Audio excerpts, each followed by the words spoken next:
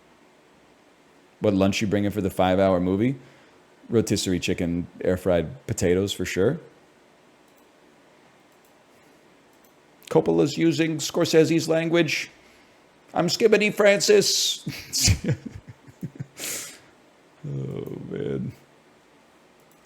Hang on, I'm zooming in again.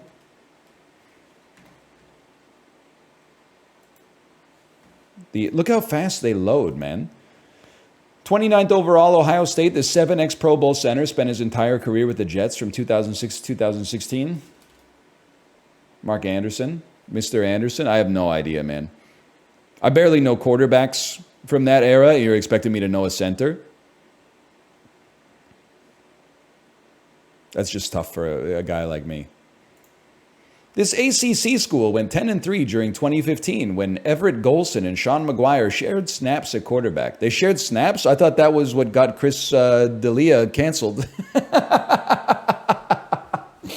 Oh, what the hell is the ACC? The Atlantic something something? ACC? Probably have to say something like the Atlantic Cooking Conference. Probably Florida Atlantic University. I don't know. Maybe they're in the SEC for all. I have no idea. Smush Parker is best known for his tenure as the starting point guard of this Western Conference team. Clippers. Smush Parker, Clippers legend. Lakers. Okay. That's a tough one. Henri Robert was a chemist and perfumer who held the role of chief perfumer of this famous French fashion brand. Chanel is very famous for fragrances. That's just context.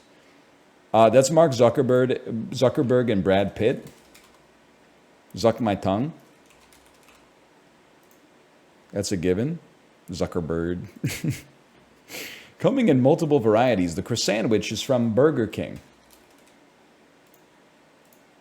Despite polarizing reviews, Ginny and George has been a streaming hit for this streaming platform since its streaming debut in 2021. Peacock? I don't know.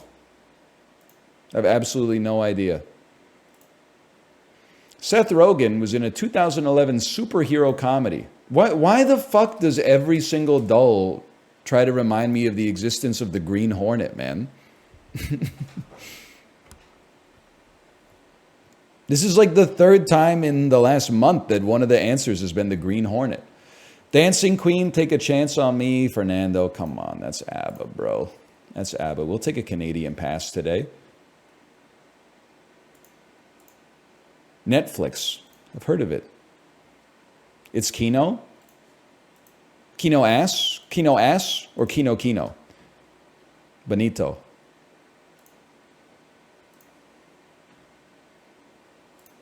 Kino Ass? That's the best kind of Kino sometimes. Favorite Much Music VJ? I mean, it's pretty like basic bitch of me, but I was always, as a kid, I was a Rick Campanelli sort of guy. And George Stroumboulopoulos, I still don't really understand why George Stroumboulopoulos failed on Hockey Night in Canada. I guess like the average Canadian wasn't ready for like a vegan sportscaster or something, but I always liked him. He was kind of like Canada's Jon Stewart, man.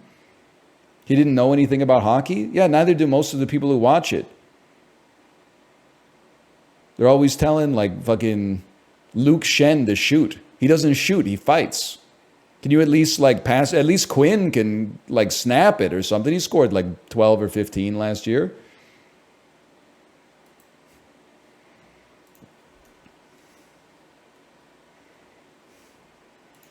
Pearl.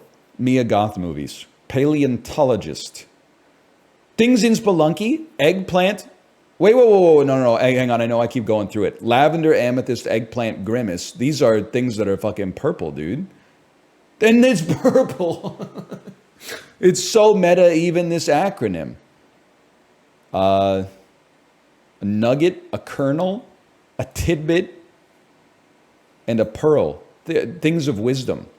A small piece of wisdom. There's like, these are things in Jurassic Park. Am I crazy? Oh, man. bundle of fortune, a mint. What is a modicum of money? It's the easiest connections I've ever seen in my life. How about the double red herring? I guess it was just a herring, but like dinosaur and paleontologist being in the same category. When normally you would look at that and be like, that must be the red herring. Because even though they're related, it's hard to like draw a box around them. The box you draw around them is Jurassic Park. Interesting. I thought that was mentatable. I just think I was on a different level of mentat today. I out-mentated the mentat. They were like, Lizan Al-Gaib, what's her favorite food? I say, who? Whose favorite food? Chani or Lady Jessica? They say Chani. I say, it doesn't matter. Sushi. Works every time, man. Works every time. Dunkin' Idaho? I don't know. I'm going to guess steak. Steak or pizza? Space pizza, maybe? But if we're talking Chani or we're talking Lady Jessica, when they're picking the restaurant, I know where we're going, okay? Fish Planet. Baron Harkonnen? Goo? Shisha? What's he smoking in that shit?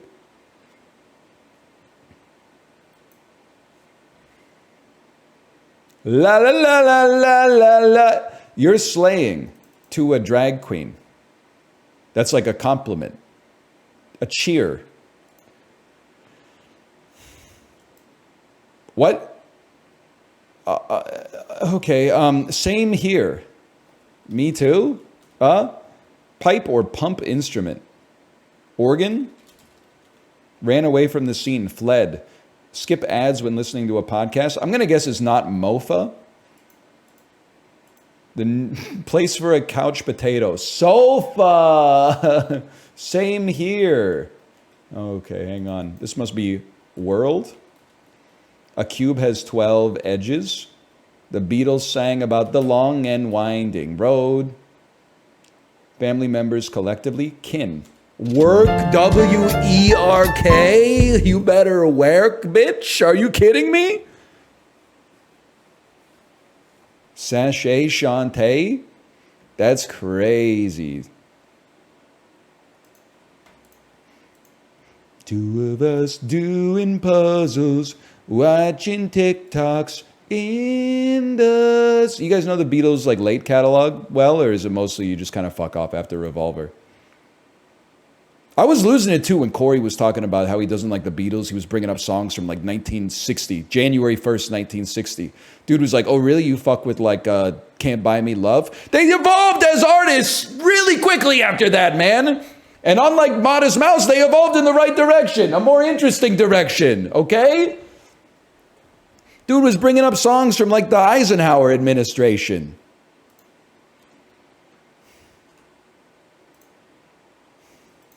I got a bone to pick with Corey, man. Then he called it the fucking moon over Antarctica. I can't with this guy. Country potato bread. 2 32-ounce. This is like going to be insanely cheap. This might be like $2.99. I am stunned. Is this like a gluten-free Andrew or something?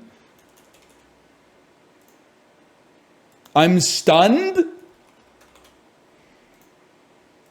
I'm losing my mind.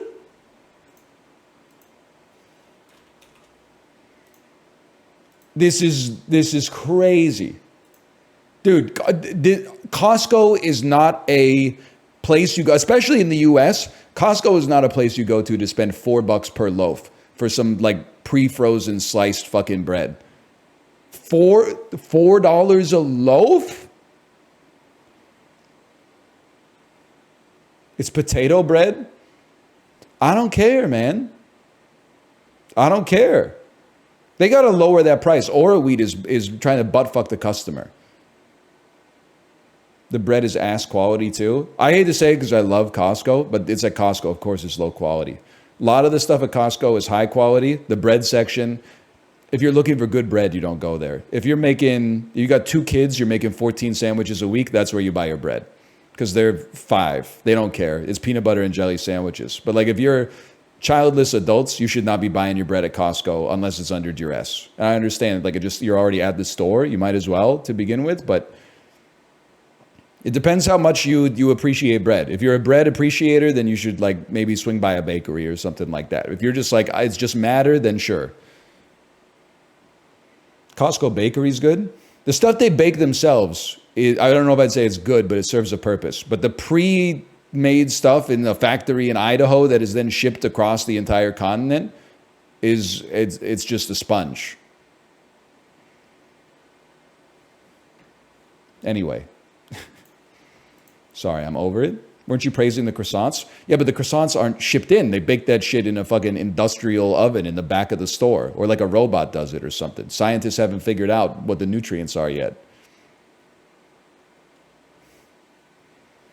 Anything that if Costco did not make it in the store and you want good bread, don't buy it. What about their bagels? It's kind of a sick way to get like 340 calories pretty easily in the morning, if that's in your purview.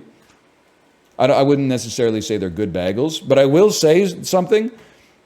I was alternating between like Dempster's bagels and Costco bagels because it's annoying as fuck to go to the Costco that's closest to me. The Dempster's bagels, you could leave them on the counter for 6 months and there would be no visible mold. The Costco bagels, if you didn't put that shit in the fridge after like 3 or 4 days, they were sprouting. You might say that that's a bad thing. I look at it the other way. I'm like, that shit is real. There's real ingredients in that. And I don't know, like at Dempster's, they're like laminating it before they ship it out.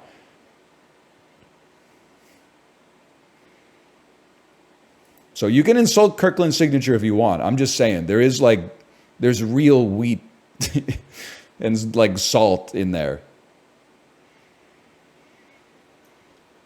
Now, part of the reason they mold so fast is probably because they're 400 calories each almost. But like, that's why I want to eat them too. So who am I to insult the mold? That would make me a hypocrite. You know what? Ghana. Huge guess, man. Senegal? Fudge. Cote d'Ivoire? I promise you I know how to spell. Yeah, I meant Cote d'Ivoire. I didn't know you were there. I thought you were down here. How about Cameroon then? Cameroon's down there. Cameroon is adjacent to the answer. Benin? Shower handle? And you're Togo, right? Mauritania? I do this every time. It's like up here.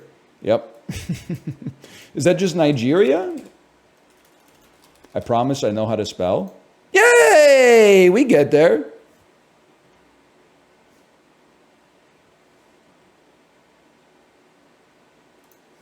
Danny DeVito is Togo.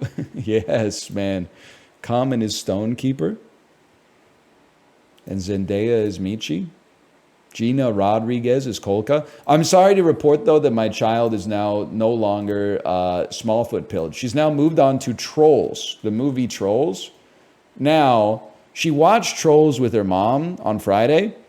She didn't like the movie that much because it was a little too scary for her, but she loved the soundtrack. So what are we bumping in the car?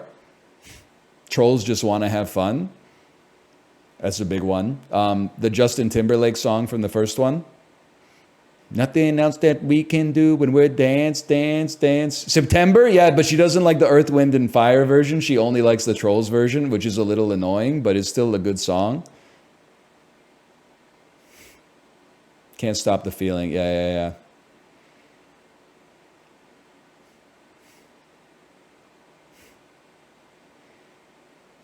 -2 for her. Well, she's 3, you know. But then she likes some of the Sing soundtrack too, but she doesn't like the Sing version of Shake It Off. She prefers the Taylor Swift version, which you might take it as like a negative, but it's actually a huge positive because the Sing version of Shake It Off is Reese Witherspoon and Nick Kroll doing a German accent. the Taylor Swift version is a lot better.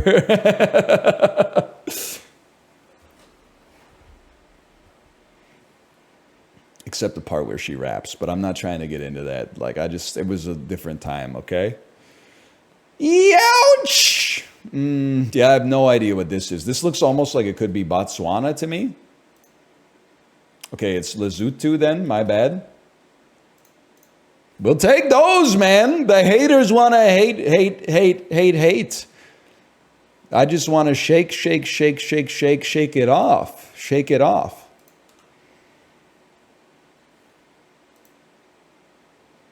Please, box office game. Save me, box office game. June 25th, 2010.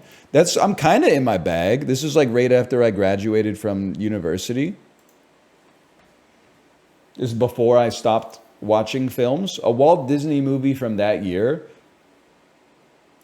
which is an animation family comedy. I wasn't watching too many kids' movies back then. Starring Tom Hanks. Toy Story 3, obviously. That one should have been a gimme. Sony Pictures. Open to 40 million. Starring Adam Sandler. This has got to be, it's like heavily in the grown-ups era. Yeah, we take those. 20th Century Fox. Open to 27 million. Adjusted down to 20 million, like the jobs report. Starring Tom Cruise. 2010 Tom Cruise. It wasn't popping. It wasn't popping. Is it Valkyrie? I thought Valkyrie was like 08. It's not Valkyrie. It's Night and Day. Polyphonic Spree. A little Tom Cruise lull. I forgot about Night and Day. You know what? This puts me in a different headspace because I remember I was going to go see Night and Day because the person I was going to see it with was like, I love Tom Cruise. And I was like, So is it possible that MacGruber's somewhere in here as well? Or Iron Man 2? I don't think so. I'm trying. June 25th, 2010. Okay. I'm bringing myself back. Jaden Smith, there's no other choice. It's the Karate Kid. A challenge he never imagined. It's like boomer posting. A teacher he never expected. Who plays Mr. Miyagi in the Karate Kid 2010? It's Jackie Chan, right? Jackie Chan. Lee! Taken 1. Taken 2. Liam Neeson wasn't doing much else. Never mind. 20th Century Fox. A thriller, action, adventure, comedy, crime. There is no plan B. This made $63 million at the box office up to this point. And Bradley Cooper. Am I stupid? And Jessica Biel? A man who loves when a plan... Oh, it's the A-Team! No, I'm not stupid. I'm based for forgetting that this movie existed. It's actually crazy. I watched 2 of these movies on my flight to South Korea to teach English. One of them was the A-Team. One of them was Toy Story 3. I also watched like a third of Prince of Persia and said, nah, fuck that, man. That's not happening.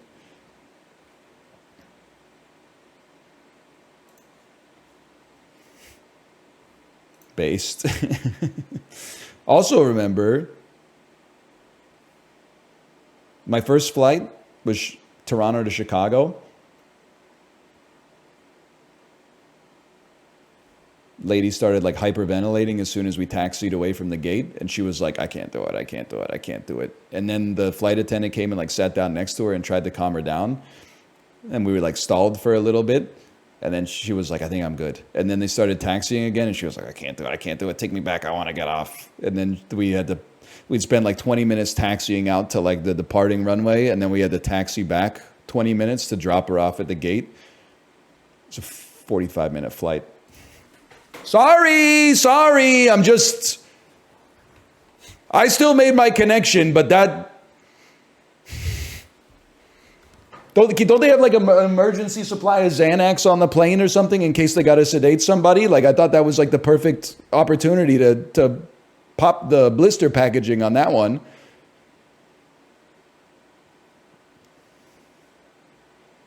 Anyway, I still made it. You know what's fucked up too? She's probably a nice lady, but in my head, I was like, this plane better not crash because she's going to be like riding that high for the rest of her life. She's going to be like, remember that plane crash where all those people died? Yeah, I knew it was going to happen. I was like, but that shit's not happening on my watch. You pilots better lock the fuck in. No, I'm not trying to punch down on her for like suffering a mental crisis in that moment, but like, we got to make her regret getting off the airplane and inconveniencing all of us, okay? Because if this plane fucking crashes, she's going to be so annoying for like the next 50 years. Anyway, we landed safely. Yay! Unfortunately, it was at O'Hare. No! But it was okay because, I don't know, you just, you landed Terminal A, your next flight's in like Terminal Zeta or whatever. 6 trains and an Uber later, you're there. Fuck you, man. What's next? Box office. I'm loving Firefox, man. Movie to movie. Pick movies that a human being outside of the Netflix boardroom has actually seen. Challenge. Difficulty degree impossible. This is Enola Holmes 2 to The Union, which appears to star Mark Wahlberg and Halle Berry. And I'm being told that it's not a fake movie, even though it looks like a fake movie. I know this is a real movie. Really? I can't blame you for getting a payday, but really? What's this guy's name again? He does all the good movies that I don't like because they're boring. You know this guy. No, it's not Benedict Cumberbatch. His name is David something. David Thewlis. It's a star-studded cast, man. All right, well, Henry Cavill, Helena Bonham Carter are easy connections.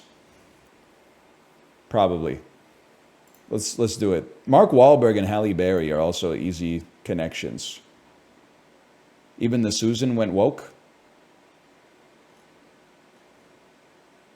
Helena Bonham Carter, 2nd billing on the poster, 9th billing in the cast. I see your game, Netflix.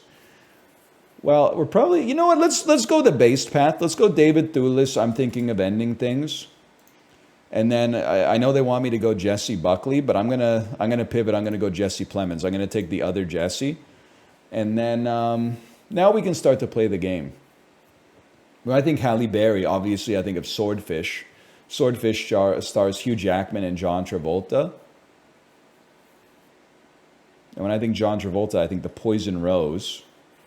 Jungle Cruise, El Camino, Game Night, Jason Bateman, Billy Magnuson. Well, it's simple. You go Game Night, Billy Magnuson, Aladdin. I don't know how I know he's in that, except that I've seen it.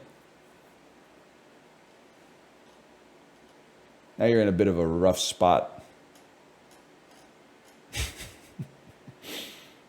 Now, probably Naomi Scott, Charlie's Angels. Yeah, okay. Now we're cooking, man. We got Nat Faxon, which always takes me back to Beer Fest, of course. And then from Beer Fest, it's just a hop, skip, and a jump.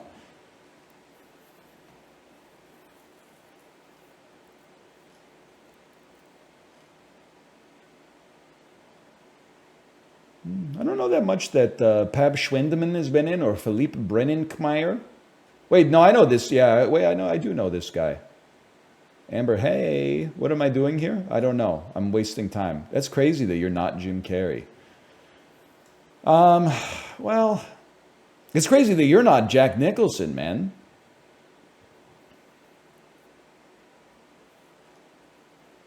So let's go Will Forte, MacGruber.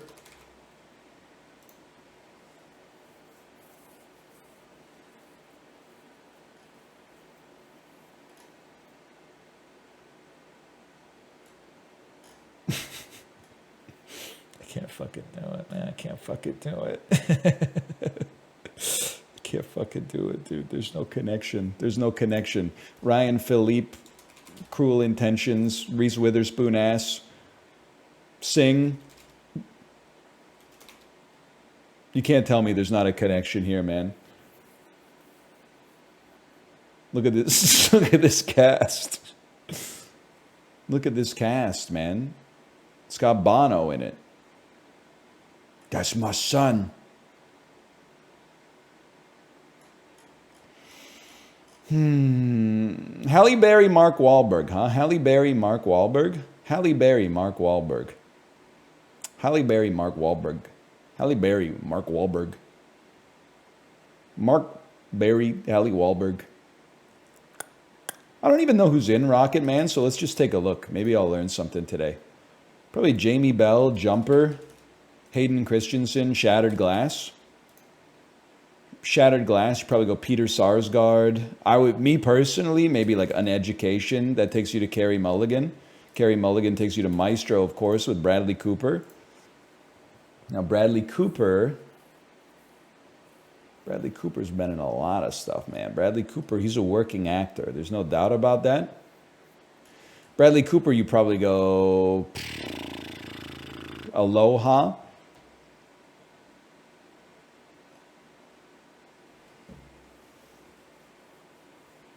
Another star-studded cast. Mark Wahlberg, Jaden Martell, It Part 1.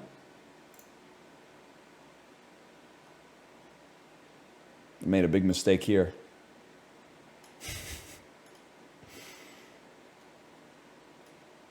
Probably follow that up with Sophia Lillis and then Asteroid City. I can't fucking do it, man. Jeffrey Wright, The Hunger Games Catching Fire. Wait, I got something. Hunger Games Mockingjay Part 2, Julianne Moore. Boogie Nights. Mark Wahlberg. The Union, which apparently exists. Time. Oh. Enola Holmes, Justice League. I haven't heard of that one. Justice League. Did you know that? I please fact check this. I saw a tweet that said that Mark Wahlberg described his only regret in his career was Boogie Nights, which is just such a psychotic thing to say. It's true. It's not his only good movie, unfortunately, because I think that he's like cooked. He's been in a lot of good movies, and unfortunately, he's been good in them as well. But I don't think he knows why, which is also, maybe it's just funny, I guess. It's kind of like Iggy Azalea posting. I don't think Mark Wahlberg is like a good person, but he's been in some great movies, and he's been a good part of them, unfortunately. I wish he sucked more. Obviously, there's the hate crime stuff. But then also, like, instead of channeling his regret for the actions of, like, his younger years, instead of channeling that into, like, empathy and personal growth, it appears that he channeled it into, like, running a hamburger restaurant and, like, a t-shirt company, which is... Anyway...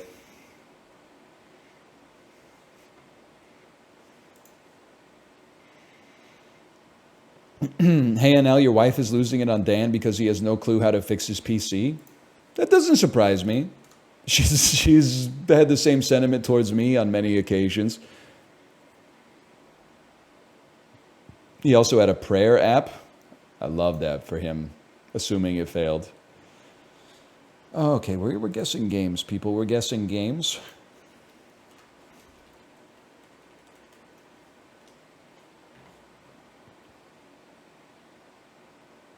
He suggested cleaning the GPU with a baby wipe. That's bad, right? That's going to short out the John.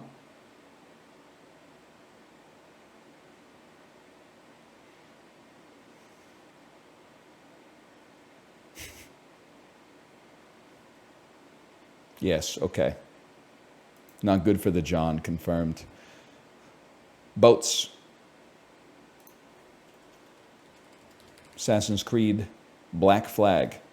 Oh, I thought I saw, maybe this is Assassin's Creed Revelations. Yes. You know how, can I tell you how I got that? Obviously, this architecture does not look like it's from the Caribbean, but there was a boat, so I thought maybe Assassin's Creed. The meta score of 80 is a giveaway because Assassin's Creed 2 and Assassin's Creed 2 Brotherhood were gassed up to the gills, but Assassin's Creed Revelations was considered a critical letdown at the time. There was like no other option. It's that simple.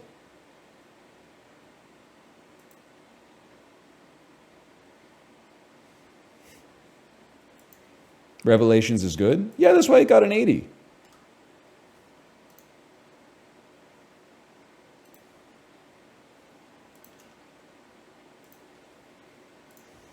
If it was bad, it would have gotten a 73.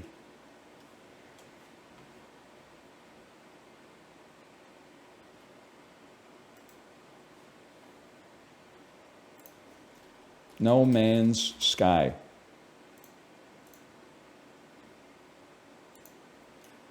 The Surge 2. Power Wash Simulator? Am I insane? You gotta admit, it kind of looks like the Power Wash Simulator got... And they've been doing some crazy DLC, man. Isn't this like 7 Days to Die or like the First Remnant or something like that? The First Remnant. That's not even a game, apparently. Remnant. No, not that. The last Revenant. Revenant.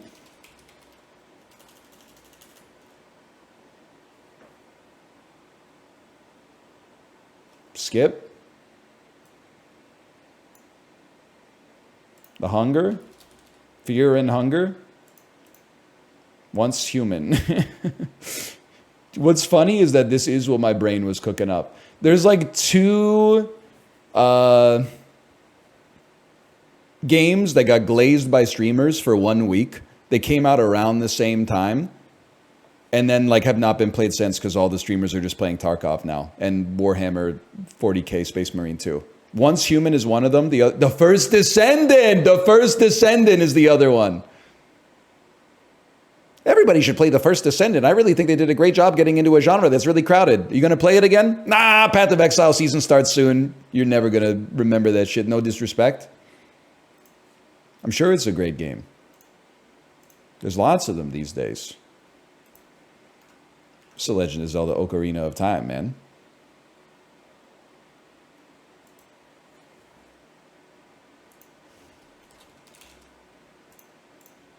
Yep.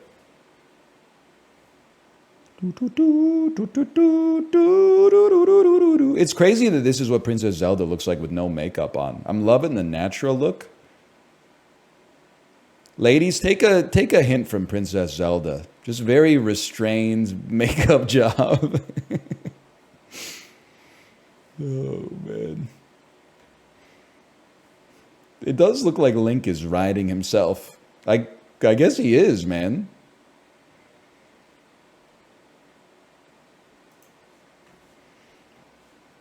Just woke up like this.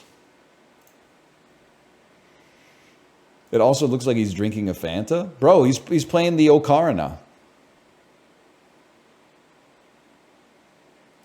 You should be euthanized. Based.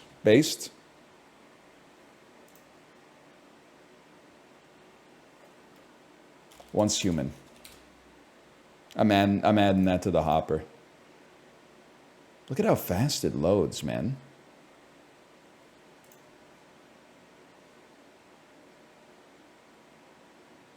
Third-person game. Let's take something from 2010. 2000. What was popping off in 2010?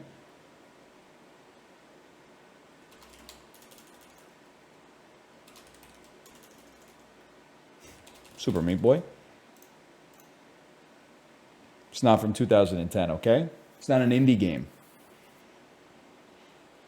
Sometime between 2010 and 2023. Let's take something from 2017. What the fuck were we doing in 2017? We were playing Children of Morta, I guess. Whatever. 2019. 2020 to 2023. That's not my era, man. That's not my era. Borderlands 3. That is not a third-person game.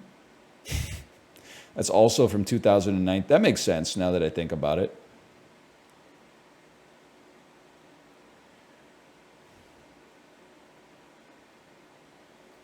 God of War Ragnarok. It's a third-person game in that period. So it's a 2023. It's from last year.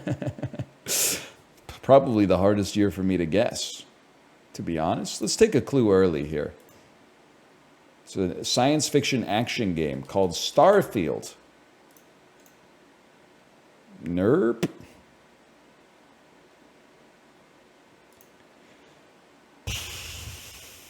It was on every console, it looks like, because it's on one of the PC, one or both of the Xbox and the PC, and it's on one or both of the PlayStations. Brother, I want to search too. Come on. 2019? Really? Really? And it's on another console too? Are you shitting me, man? I don't know what this is. This is Mario and Luigi Partners in Crime or whatever. This is fucking Dragon Quest VIII, Journey of the Cursed King. Exoprimal?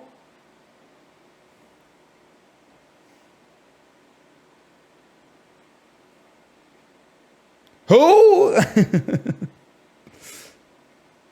This is not just a real game. It's a real game that came out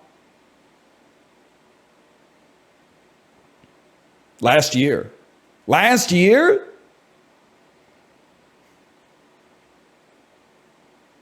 That's crazy.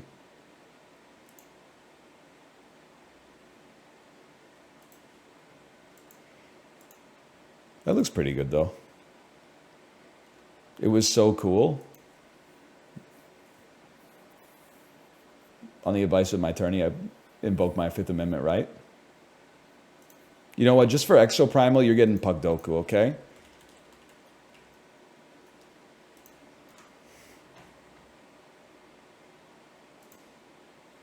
It's been a while. Ottawa on the Avalanche. Matt Duchene. That's a gimme. Matt Duchene.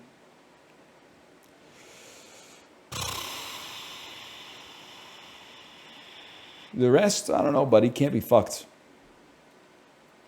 Senators, Red Wings. I don't know. Give me a second here. Give me a motherfucking second, okay? Red Wings, Sabres. That's got to be Dominic Hasek. Blackhawks, 20-plus playoff points. Let's go with like a little Brent Seabrook. I'm sure he's in there. Ottawa Senators, 20-plus playoff points. Let's go with the little Chris Neal. He's a bit of an... He didn't get 20 points. They made the playoffs every year for like 14 years. What is he doing out there? What is he doing? Okay, well, you know who fucking held it down? Alexander Burrows. Yeah, he played for the Senators for one season. Well, like half of a season in 8 playoff games or something. Buffalo Sabres, 20-plus playoff points in his career. Donald Audette. Okay, that's a given. Senators and Red Wings. Red Wings legend Daniel Alfredson. It looks like he just saw like a ghost of himself, man. Am I crazy to think that a motherfucker named Girgensons might have played for both of you? Yep. You telling me Zemgus Girgensons didn't play for the Avalanche, dude?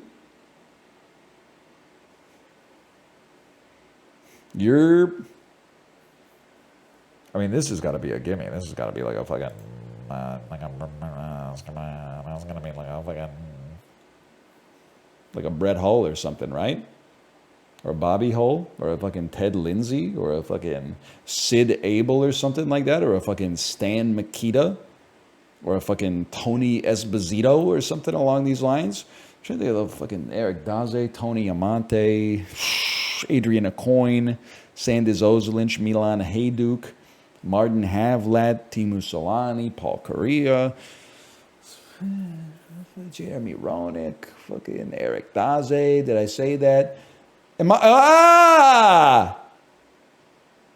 Cristobal Huey? No! Jocelyn Tebow? Jocelyn Tebow? Fuck! Wrong mid-tier Montreal Canadiens ex-goalie, man. Fuck. All right. Show me the stats. Brendan Saad, Ryan O'Reilly. Oh, yeah, Patrick Kane. It's just not that rare, man. They all got pictures, at least.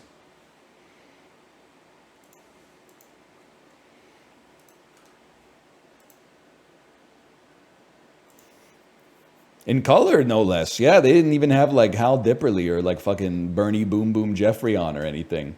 Doug Harvey, Eddie Shack.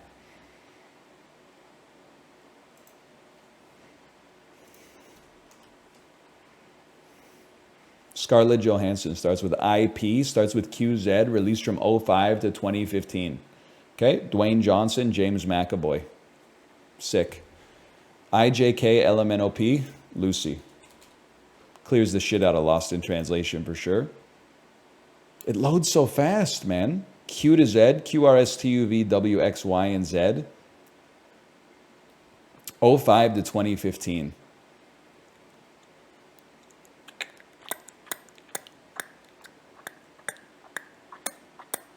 Perfect score must be like 2004.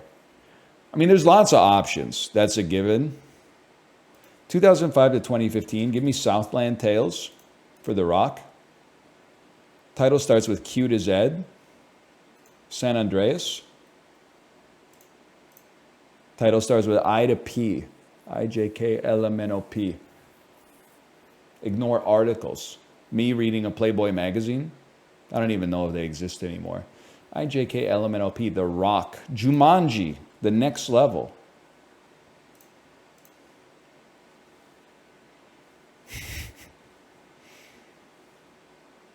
James McAvoy. So you got Split. 05 to 2015. You got Wanted. By the way, there's been a huge like misinformation campaign on Wanted.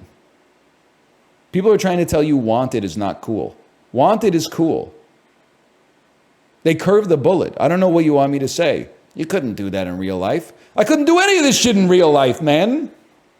That's why they put it on the big screen, is because it's remarkable.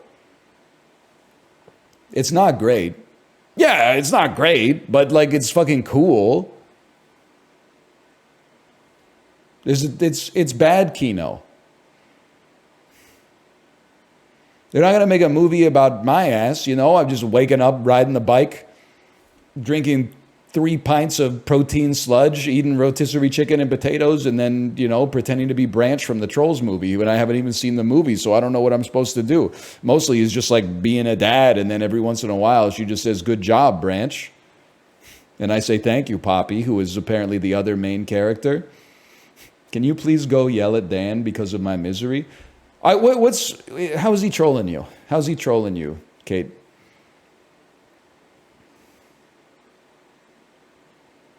I was told people were saying that he was trying to clean his GPU with a baby wipe. Dan said he has a critical issue in his PC. I'm not even going to insult his PC because I get so tilted when people insult my PC. So I'm just listening intently and holding in my BM. He thinks it's the power supply. Okay.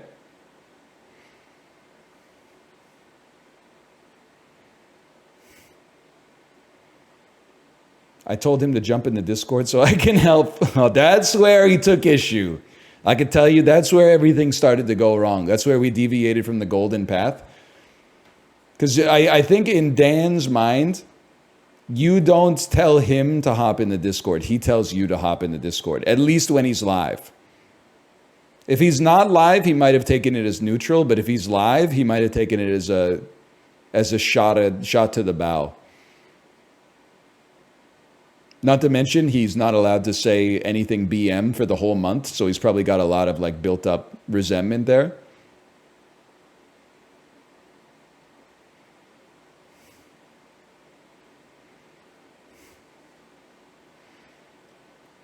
I'm not taking his side.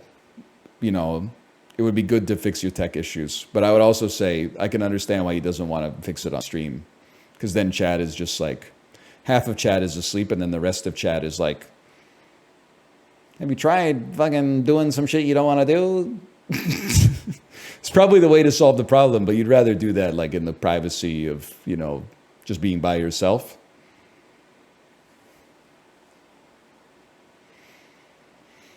Anyway, but he is fixing it on stream? All right. His CPU is overheating. Now we're doing tech support for Dan's stream on my stream. Like, it's just...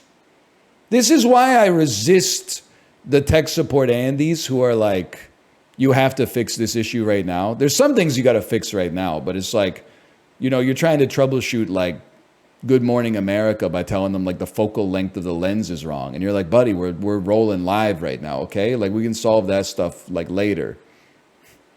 Right now, Michael Strahan's going to tell us the weather, okay?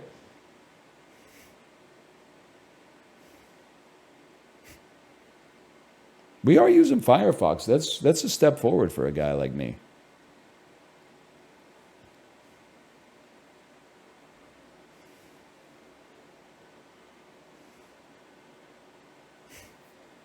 Anyway, he's using an AMD CPU. I'm getting on with my stream. I hope that he works it out. I got my own stuff to do. I hope that he comes to a collaborative solution to fix it, because tech support issues are very frustrating. It's frustrating for the viewer. It's frustrating for the user as well. But I have a very limited amount of stream time every week. I'm certainly not going to dedicate it to crowdsourcing a fix for Dan's issue. He's a grown man. He can do it himself. I think he would be insulted that I'm taking some of my time out of my stream to talk about the issue with his PC. Like, if I was watching other streams and then I saw someone type in chat like, hey, did you know NL's been on mono for like 3 years? I would be like, you need to go outside, man. You really, are you okay, honey? You're talking about another streamer in another streamer's chat? Are you okay, sweetie? You brought up YouTube drama in the workplace again.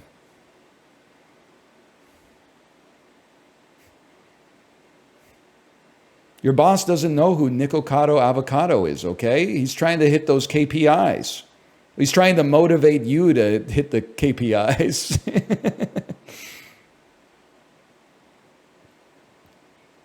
NL Mono discourse was huge in Chibley's chat. That's so annoying for Chibley. So I'm sure Chibley had to be like, I know, it's crazy. And then like every 15 minutes, another person would type, hey, can you believe NL was in mono? And he'd have to be like... just fill in the chat with stuff that he can't respond to again. I don't belong anywhere. You belong, kid. You belong here. Why were you watching Dan's stream when I was live anyway? That's like, it's Twitch cheating. I'm not always in your stream after 2 p.m. I'm usually recording Slay the Spire, but you won't catch me in... Well, occasionally you catch me like in Justin's stream or something like that, but all right, maybe it's actually okay. You can vote with your eyeballs. That's okay. It's a double standard. Yeah. You mean that in like a double standard not based, right? COD? You watch Chibley all the time? No, I don't. I watch Chibley for like 4 minutes whenever he's live and I have a break in between recording videos. And the reason you'll know that I don't watch all the time is because people will be like, what did you think of Chibley's stream yesterday? And I'm like, oh, you mean like 4 minutes of just chatting where he played like a Magdalena Bay song? And then they're like, no, the one where he played Bus Simulator and accidentally crashed into like the German Parliament building. And I'm like, I didn't see that. Anyway, sorry, I'm off the chain here. Let me see here. James McAvoy starts with I to P. He's in Atonement. Does that mean he's in Pride and Prejudice? He's in X-Men. He's in Split. He's in Glass.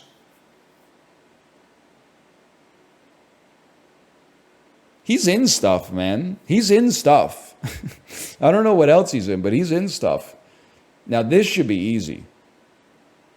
Under the skin. QRSTUV, under the skin. I knew it was going to be a high percentage because people love cinema, but Scarlett Johansson 05 to 2015, I mean, that's a snap keep Iron Man 2. And then James McAvoy.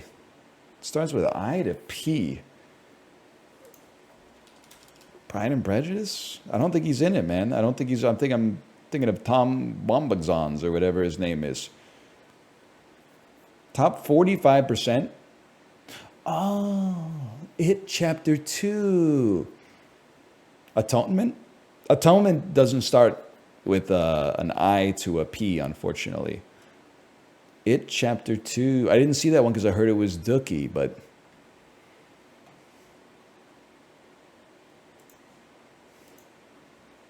Who is he in It? He plays grown-up somebody. Grown-up somebody, I'm pretty sure. Grown-up Bill. There you go. Grown-up Bill was the Bill on the top of the hill. La-da-da-da-da-da. The grown-up Bill is the Bill that wants to see Pennywise killed. Da-da-da-da-da-da. You think Firefox can fix spell check being broken all the time? I'm pessimistic, but let's see. Saga. A noun meaning... The motherfucking saga continues. Fortune. A noun meaning of... Silver. A noun... You in somber resplendence. Weather. A noun meaning the state of the atmosphere with... Yep, okay. Quart. A noun meaning a unit of capacity equal... Yep, that's it. A unit of capacity right there. Preamble. Yep. A noun meaning an... A noun meaning the start of every streamer's... the first 3 hours of every streamer's 4-hour stream. Parsimony. A noun meaning the quality of being careful with... Yep, of course. Dissolved. A verb meaning to cause... Masseuse. A noun meaning a person who practices massage. Why did you say it like that? Masseuse. Tinseltown. A noun meaning Hollywood. A noun meaning the old name of a cursed mall in Vancouver where they recently ripped out all the chairs, according to my wife. See, I'm weaving wife references into the stream. Fun game.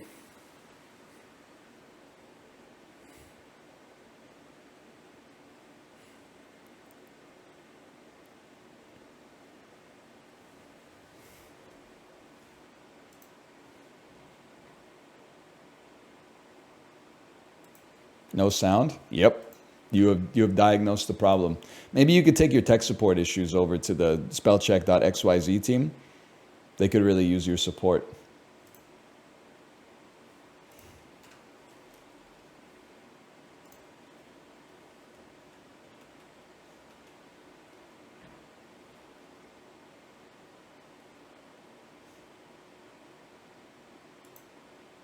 Pomegranate burger. Potatoes, pab buns, the belly, masala, tamarind chutney, garlic chutney, sev, pomegranate seeds, roasted peanuts. I'm just not sure the pomegranates really work, but okay, that looks like it's covered in worms, I'm sorry to say. Otherwise, it looks pretty tasty, but I'm not sure about the one that looks like it's covered in worms, but it's got, there's too many chutneys on this for this to not be India. The belly. That's where it goes, too, the belly. Glutinous rice flour, grated coconut sugar, coconut milk, butter, eggs, and pandan juice. This sounds like the Philippines to a guy like me. Sounds like Indonesia to a guy like me. Food guesser, Andrew, are you here? How much is the Indonesian government paying you? Because Indonesia is in every food guesser. Of the 5 days that I play the dolls, it's in at least 3 to 4 of them on average. And I know that Indonesia engages in culinary tourism. I'm not mad at you by any stretch of the imagination. I just want to know how much they're paying you. They got a lot of food. Yeah, unlike the rest of the world, where they just eat the same thing every day. Only Indonesia has a variety of cuisine. Only in Indonesia do they have fried dough. I'm just asking. I'm just asking honest questions.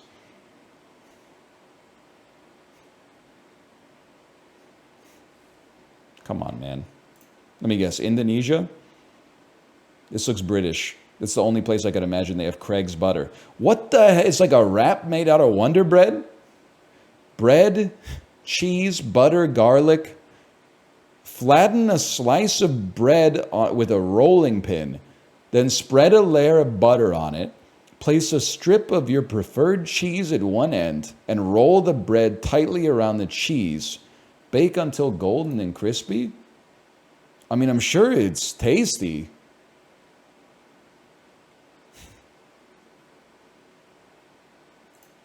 Is this the United Kingdom? Ice cold? It's north of the United Kingdom? It's north of the United Kingdom? Iceland? It's north of Iceland? The Arctica, Greenland? It's north of Greenland?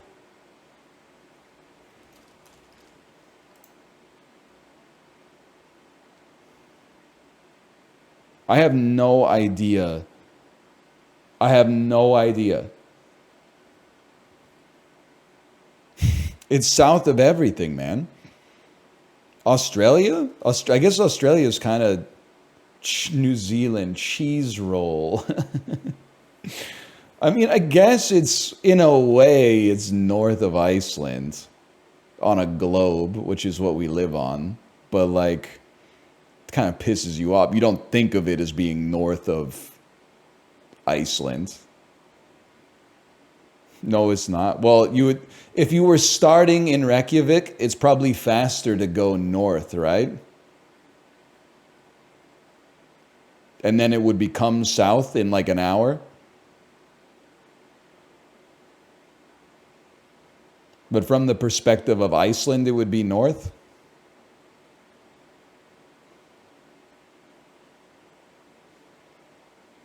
That's only for east and west. I think you'll find that it's not.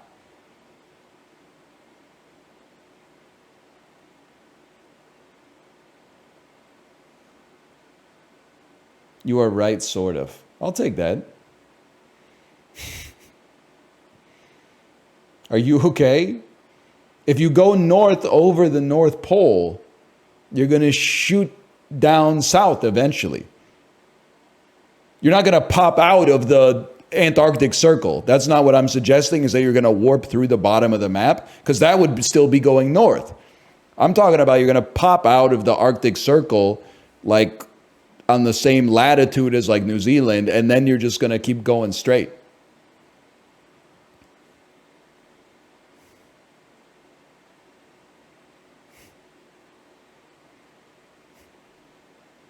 Let me look this up. Is there a direct flight from Reykjavik to Wellington?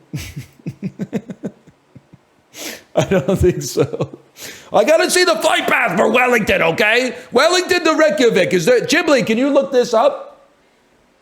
I bet it's got like 9 connections or something. Let me see this, okay? UK to New Zealand, shortest distance is over the Arctic. Fallen Flame tells no lies in chat. Whether it's rude to me or nice to me, they always tell the truth. As a result, I choose to believe them here. That's like Origin Angel telling me that I'm right. It only happens when I'm like indefensibly right.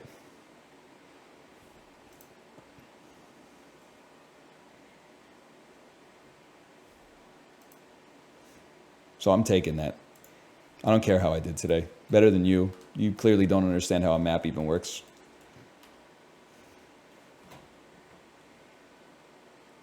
I think you'll find that Origin was not catching strays. Ben Foster, Origin will tell you that's a compliment. This is Pandorum. This is X-Men 3, X3, X3, X-Men, X-Men, The Last Stand. Emil Hirsch. This is Alpha Dog.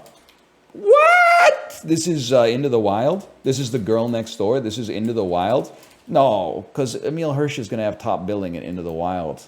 Dumbass. My best Girl Next Door. He probably has top billing in that too. I don't even know who you are, man. I don't even know who you are.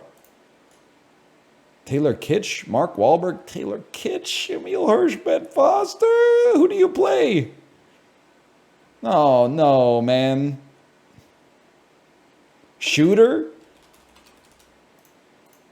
Lone Survivor. All right, Lone Survivor.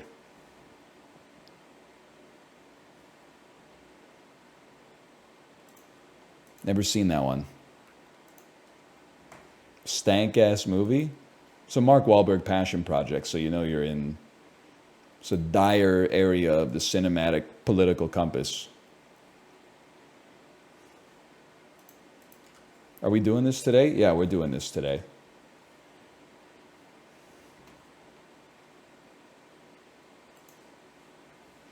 Martin Lawrence, 3+ words in the title. Big Mama's House 2.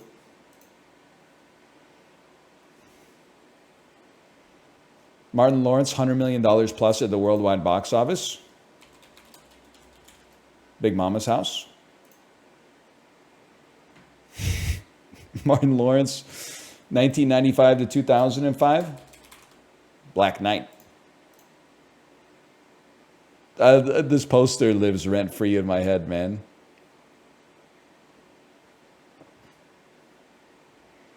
Oh, man. Kirsten Dunst, 3+ words in the title. Virgin Suicides. Kirsten Dunst, 100 million plus at the box. Well, Kirsten Dunst, 95 to 2005. We play Dick anytime we get a chance.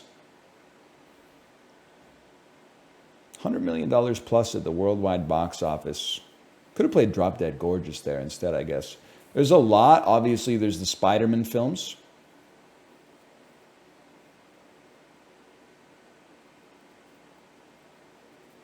Maybe Civil War got there, but I don't know.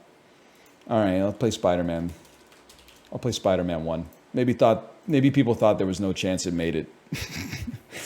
Bring It On. Jumanji. Jumanji would have been a great guess, for sure. Subway order post-gallbladder removal king.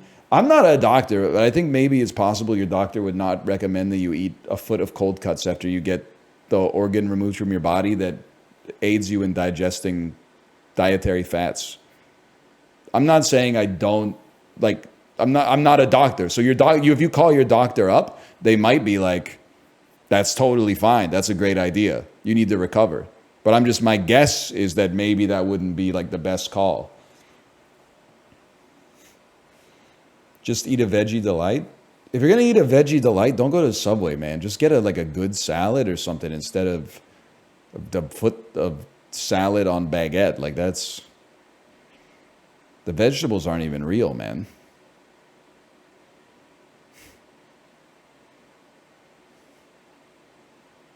Anyway, they are owned by Doctors Associates. That's true. It's true. 95 to 05. I got to go with the tuxedo on this one. Great movie. One of Jennifer Love Hewitt's best movies. $100 million plus at the worldwide box office. For Jackie Chan. I'm thinking it's possible that Shanghai Noon got there. But we could also just say, Rush Hour 2 is a given. And then maybe, Rumble in the Bronx.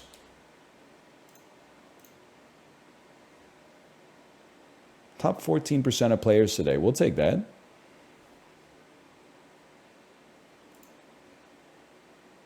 Rush Hour 3. I want to see least played Kirsten Dunst. Mona Lisa smiled, made $100 million at the box office. We used to be a proper country, man. Fucking R-rated female-centered dramas used to clear $100 million at the box office. That shit's got a 63 on Rotten Tomatoes. That's crazy. People used to go out to the theater, man. 100 million isn't that much worldwide. Bro, nobody in fucking China in 2001 was like, let's go out and watch Mona Lisa smile, okay? X-Men, sure. Mona Lisa smiled? I mean, like, that's a pretty big gross for a low-key drama like this back in 2000, 2001, bro. I'm going to find out that fucking Mona Lisa Smile is like the most popular movie in Laotian history or something like that. Here come the twit longers. Laos fucks with Mona Lisa Smile, bro. We actually, I went to school in Laos. I went to school in Vientiane. We watched that every year in school.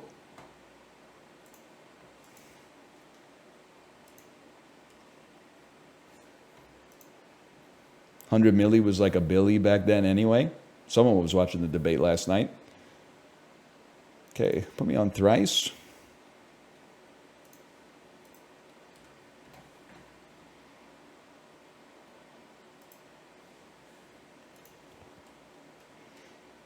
Roger Mooking hosted the cooking show Man Fire what? Man Fire Food? He's a genius. He's a genius, man. Coachella's main boulevard is named for what locally grown produce once weaponized by James Cagney?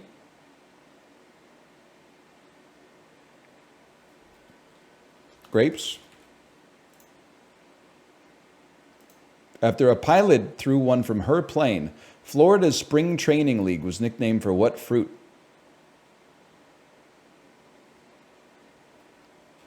Orange? Tiffany Haddish said guys brought gifts to her shows at their girls' trip, wherein she showed how to make amorous use of what bitter citrus? Grapefruit? They have a grapefruit your man scene in Girls' Trip? I haven't seen Girls' Trip.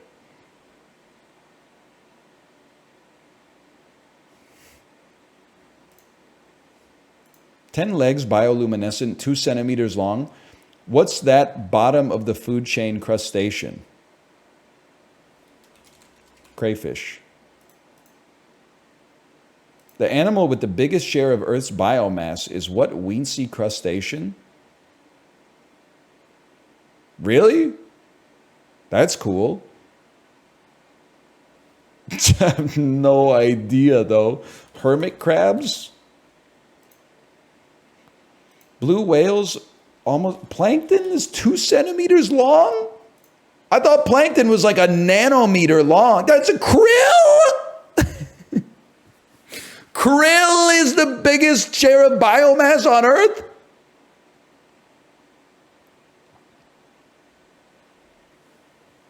That's crazy, man. After a decades-long rivalry began when Jean-Jacques Rousseau wrote, "I do not like you, sir," to what philosopher? Milton. After he spent a year in the Bastille for accusing a duke of incest, what snarky writer adapted Oedipus for his first play? Voltaire. I knew, if we keep Voltaire posting, we're going to get it right one of these days. Theravada is one of the main branches of what religion? Hinduism. It's particular Buddhism. Buddhism. It's Buddhism. Thanks for playing. I did write Hinduish. Oh, that's okay. Krill blind spot hurts, but Juxtastat, it's every day, bro. Now that we're on Firefox, absolutely. But it's not up yet. We got to do Disorderly first. It was made for me. Sort these videos by the year they won the MTV VMA Award for Video of the Year, starting with the most recent winner. Okay, Real Slim Shady is like 99. Firework is like 08. Single Ladies might, that's going to be a close one. Boulevard of Broken Dreams has got to be like 06. Work It by Missy Elliott is in between them. And then here's where things get tricky. I think it's this. They're calling him the greatest musician of all time. The Music Understander has logged on 2000, 03, 05, 09, 11, 2014. He might be him.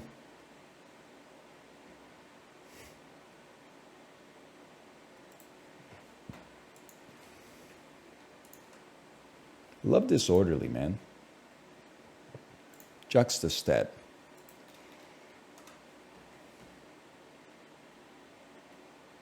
Higher percentage of new units. I'm going to say Chapel Hill, North Carolina. Higher percentage of adults with a vision disability. I don't know what corroborating data point I would be using to try to make a connection with this here. I guess I'm going to say Houston. Higher snowfall. I'm going to say Vermont. They do a lot of skiing there. Higher population, Sri Lanka. Higher percentage of people who are black, Nevada or Pennsylvania? Pennsylvania? He's 5 for 5, man. The man is, he can't be stopped. Are you seeing this? Those were free? Hang on. All right, they honestly were pretty free, to be honest. We know America.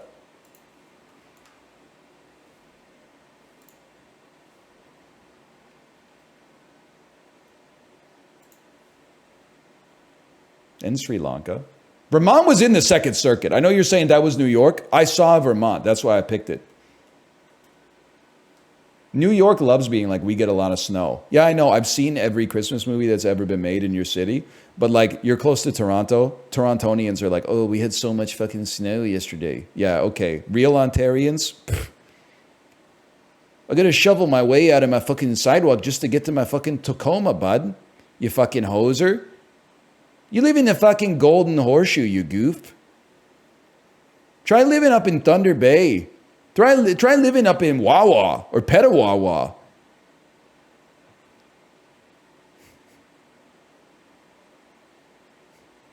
Upstate New York gets dumped on? Yeah, upstate, it's, yeah, if I want to go to the beach, I'll drive across the fucking Peace Bridge and go to Buffalo, bud. Load up the fucking caddy. It's a 14-hour drive south from Sudbury.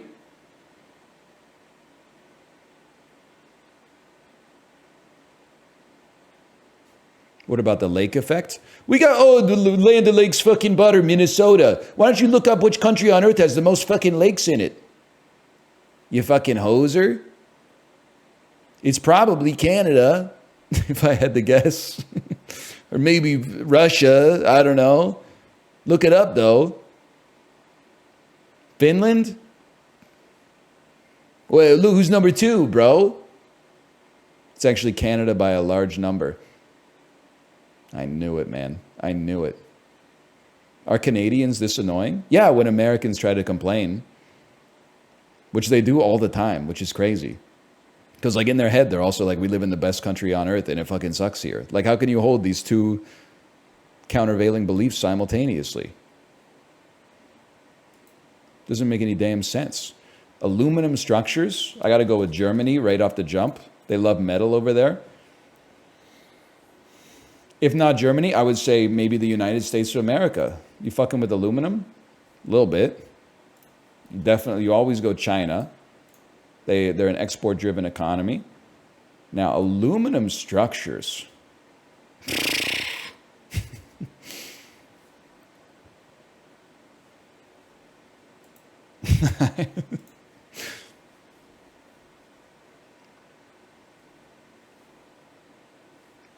Russia? You got aluminum over there? You exporting it? I don't know. Maybe you got like sanctions and shit.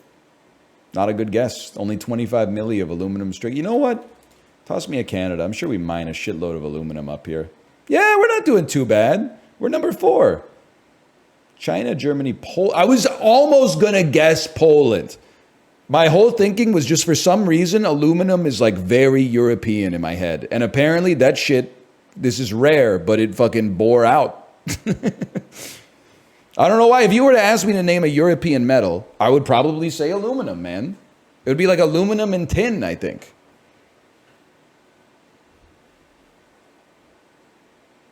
I don't know why. Iron? Yeah. That's not how we say it here. Yeah, I literally don't care. Even if it should be said aluminium, because it kind of looks like it, but we call it aluminum up here. Trust me, we've got more differences than that.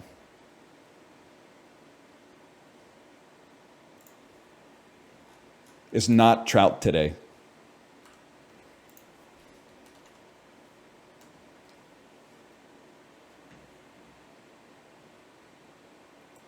That's a great white shark.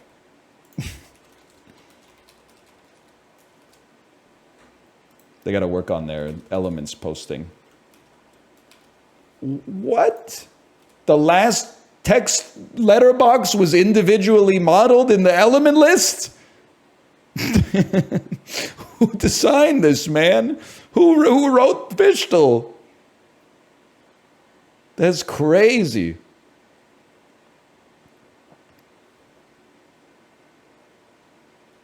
That's him. That's the great white shark right there.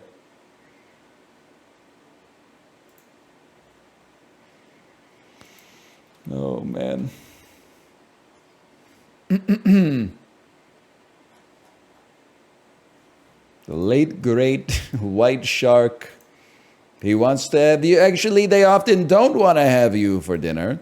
They don't want to have you for dinner. That's a misconception peddled by the auteur Steven Spielberg. They mostly just want to eat chum, I think, and tiny fish.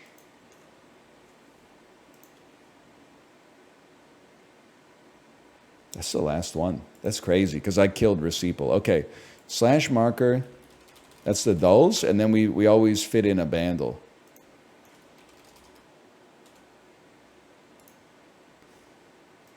And we've been cracked in bandle lately. Excuse me, I need to go to dark mode on bandle. I forgot there was a light mode yet again. Bandle's tough today? Let's see. 1983, 183 million, very hard.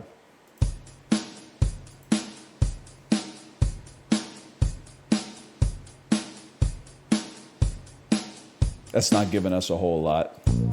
Oh! Oh! Yeah.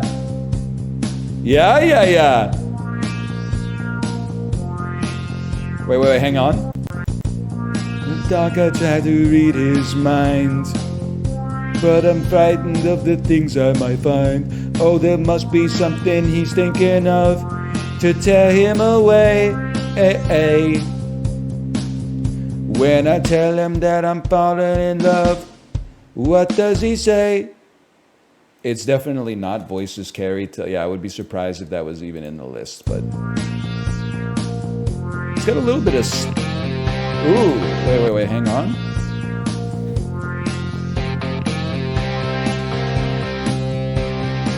I know this. Yeah, I know this.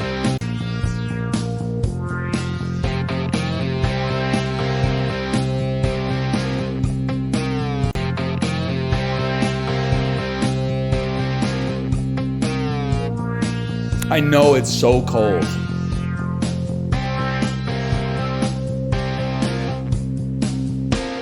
Yeah. Give me all your lovin'. ZZ Top. Ooh. I knew I just needed the... Yeah. That's not that hard if you grew up listening to rock radio for like 4 hours a day as a kid. Ooh. Every single one of your hugs and kisses too.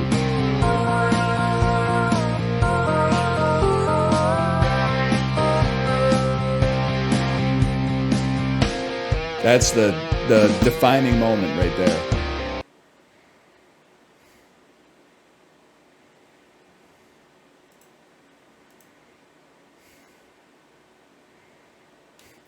American rock really wasn't that great, huh?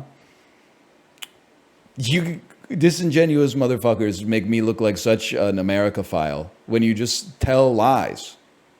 It's the greatest rock nation in the world. They probably lapped the second best country by like 4 fucking X. I'm not even American. I fucking hate ZZ Top, for the record.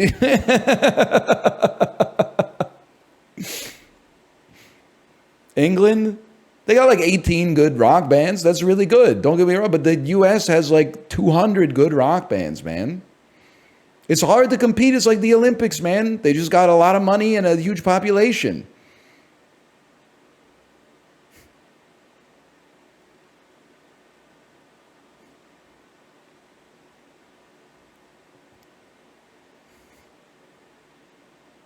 I'm sorry. It's the way of the world, man.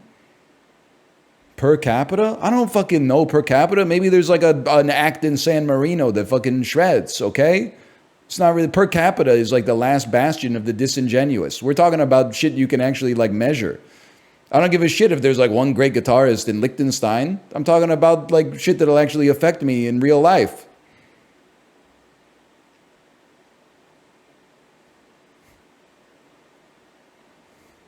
What's your beef with ZZ Top? Every song sounds the same, basically. It's like 58-year-old accountant just bought a Harley Davidson music. What's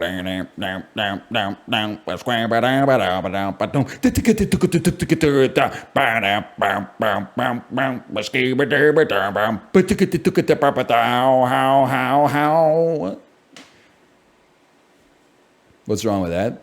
I mean, like one song is okay, but if someone said like, do you want to put on a ZZ Top album? I would be like, what's wrong with you, man? That's literally all American rock. This motherfucker's never heard of Vampire Weekend. Anyway, I'm going to go to the bathroom. I'll be back and play something else.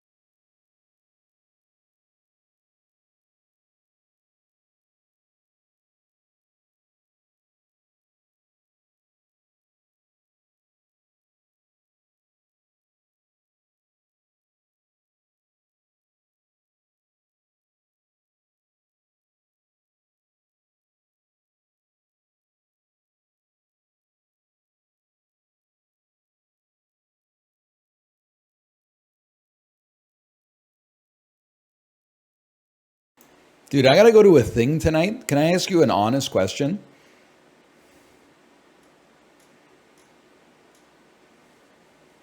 What the hell is business casual?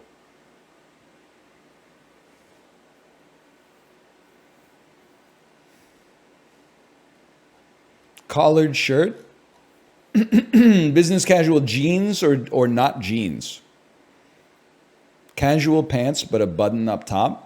So like you're telling me the Lululemon, like navy Lululemons and a polo, or navy Lululemons and a tucked in. Because here's the thing, I'm not wearing a tucked in button up unless I'm wearing a jacket over top. Because the tucked in shirt and no jacket only works if you have like a Superman V-taper. So as soon as I put a jacket on, though, I'm like, am I really going to wear a suit jacket and then I'm going to rock Lululemons? Because then at that point, I'm like, I might as well wear my slacks. But if I'm wearing my slacks, then at that point, I'm like, I got to wear like dress shoes. At that point, I'm wearing a suit. Is that still business casual? It's not a tuxedo. Like there's no cummerbund or anything. What about, here's what I was thinking. Suit, no tie. Jacket, button up, dress pants, belt, not dress shoes, but like slightly more casual, but still semi-dressy.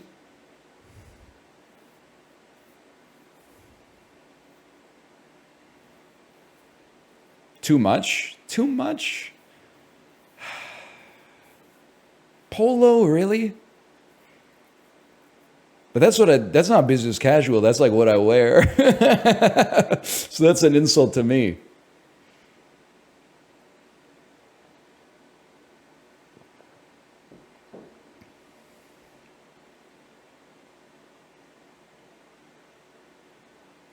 What do you think, Kate? I saw you in here.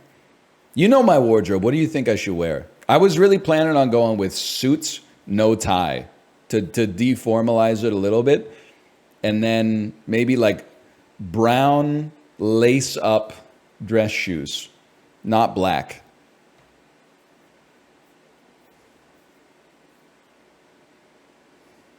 You can show off in your suit. You look sexy in it. Thank you. Tee-hee.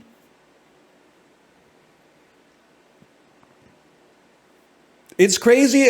You might not realize this, but I think other parents will relate if their kids are like at the same age that my kid is at. Having a toddler is it, and then going to like social events almost fills you with the same kind of like nervousness you got when you were like a teenager and you were asking someone out on a date. Like I'm like rehearsing in my head because it's a school thing that I'm going to and it's for parents only. I'm like rehearsing, asking my daughter's friends' parents if they want to have a play date. I'm like, hey, our daughter's been talking a lot about your daughter. You think it would be cool if like I got your guys' phone number or something? We could like organize a play date or something? No problem if not. I know people are like really busy these days, especially like, I don't know, your family situation, if you got like help at home or whatever.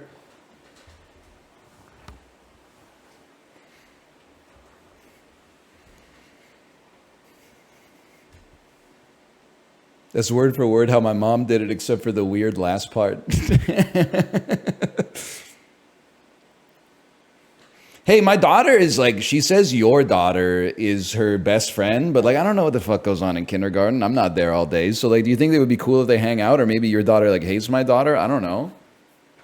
Maybe your daughter comes home and is like, get this weird girl away from me. I have no idea. What is it cool? What do you think? Should they be like best friends for like the next 15 years of their life or whatever?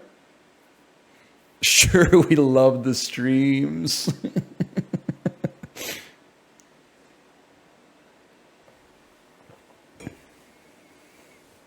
That would be good. Dude, if I'm going to go live at 8:30 like every day, I need to start playing Tekken or something. Or like Deadlock or League of Legends or something. I got to find a game I can just degen in. Or they got to like come out with something.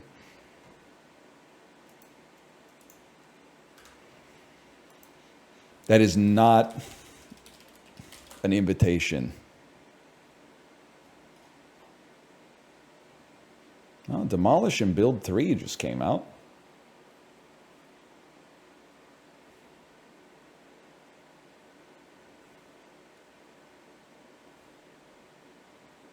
How many fucking Dragon Quest games are there? Dragon Quest Monsters, The Dark Prince?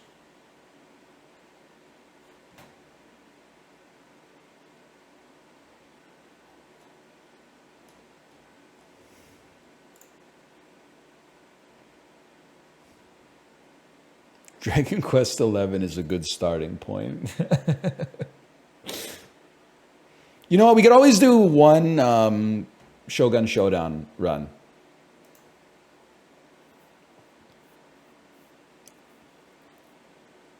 Just one. I wouldn't say I'm pissed off, by the way, but I dropped that essay about like we should play Dominion in the chat. It got memed. Chibli, are you here? It got memed on 3 times and then totally ignored. And then they just started talking about like some other shit that's like important to them, but not as important to me as when I recommended Dominion. Also, Corey's replying with like an essay to every message. Isn't he live right now? Like, what's he doing, man?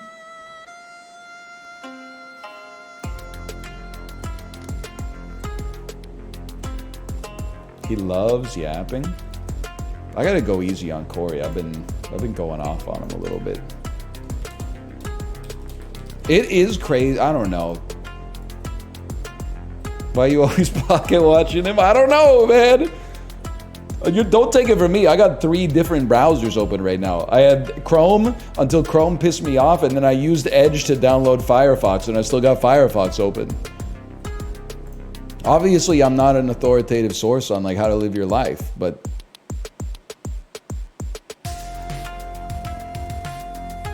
why does he take 20 minutes to make coffee? Dude, it got me laughing when he said that he's making a cup of coffee midstream, but he's like grinding the beans. I know that like the brewing takes a while and the grinding is relatively short, but it's just like it's the spirit of it, you know? The grind never stops. So true. She did me despicable, but my money still grew.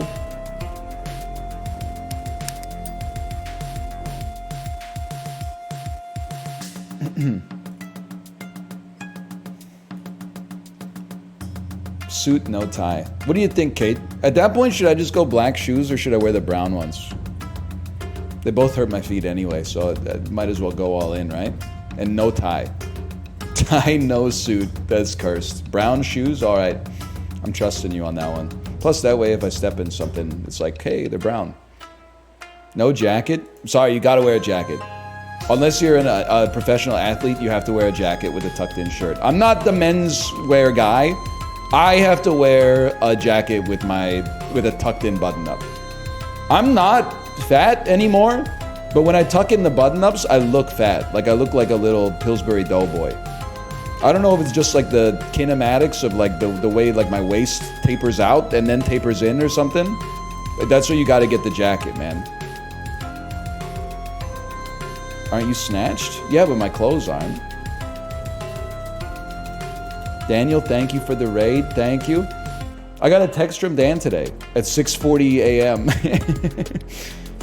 And I'd been up for an hour and a half at that point, so I was happy to receive it. It said, some people in my chat are saying you aren't here for the pump-up speech. Just wanted to know. Now, I don't have push notifications on my phone, so I didn't see it until I got off the bike. But I think I said me and your stream is like Ubisoft single-player games. M-, always online.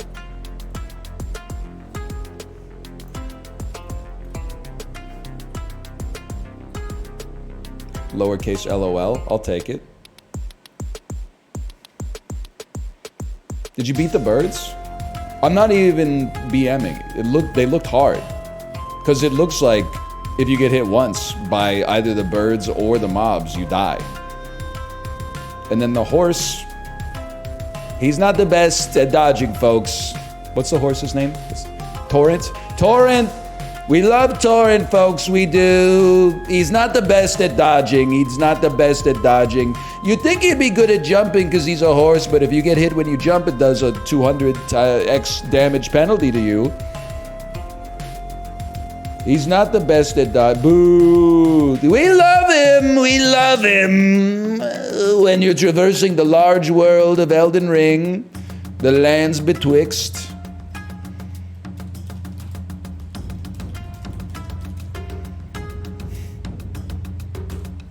Back with some Shogun Showdown.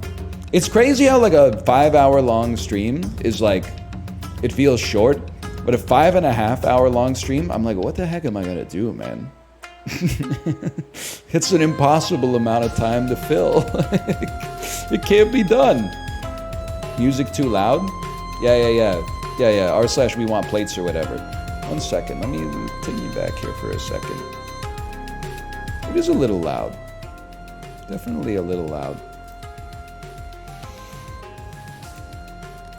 You drank a shake for 30 minutes? And honestly, I was chugging that. Like it took a while, man. So let's see what we're doing in Shogun Showdown. Close combat unlocks skill.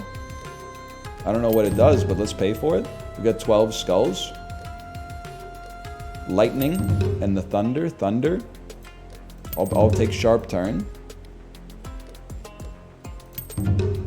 Trap, starring Josh Hartnett.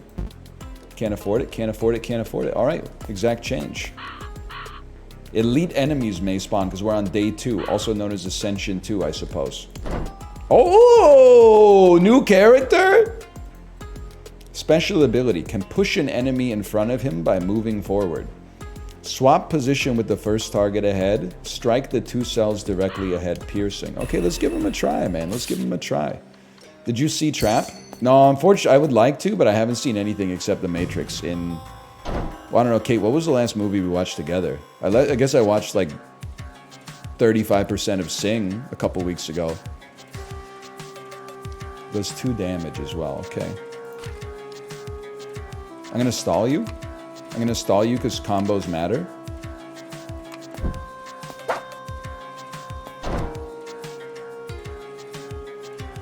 I guess I'll just kill you. Let's load this up. Learn a thing or two about a thing or two. Back up. Yes, now load up the MacGuffin.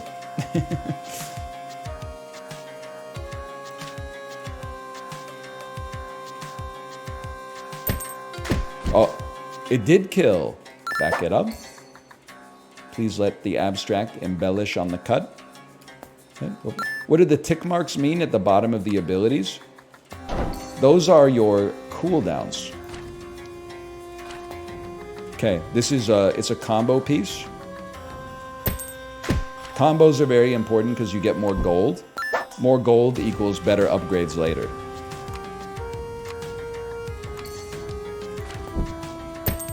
Break yourself, fool. What does the second tile do? They might have been rearranged here. This, please do not call it the semen vial. If anything, it's a cum ampule. It swaps position with the first target ahead and does 1 damage to them. I'm not sure if it might be not in that order. It might do 1 damage and then swap, but Ridley Scott, it's a cum ampule, people. Be serious. You are not serious people.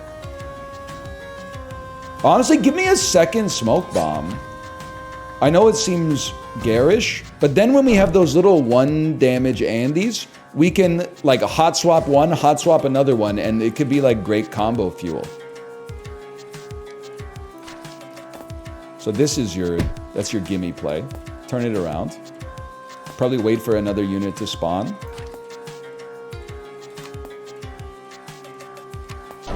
You've spawned there. This is exactly what the frick I was talking about, by the way. Back it up 1. Load it up like the Matthew Good Band. And I got a whole... There's a method to the motherfucking madness, dude. Stall. I did it backwards. That's okay, though.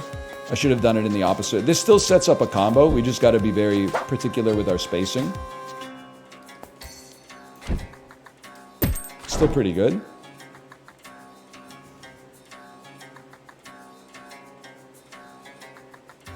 Okay. Stall. Don't stall. Double swap. Gets a kill. You've attacked your friend, which I didn't even see coming. That's a combo. Dude, the Ronin is kind of popping, huh? Not having a swap built into our character is a little different, though. I mean, I could easily... Whoops. Push you up against a wall. I don't know if it would kill you, so let's just kill you this way. I don't know if it does 1 damage to push you up against the wall. It may. It may. Does anyone know? Is B Papman here? B Papman, are you here? Push does damage if they hit an enemy. So not a wall. It has to hit a person. Okay.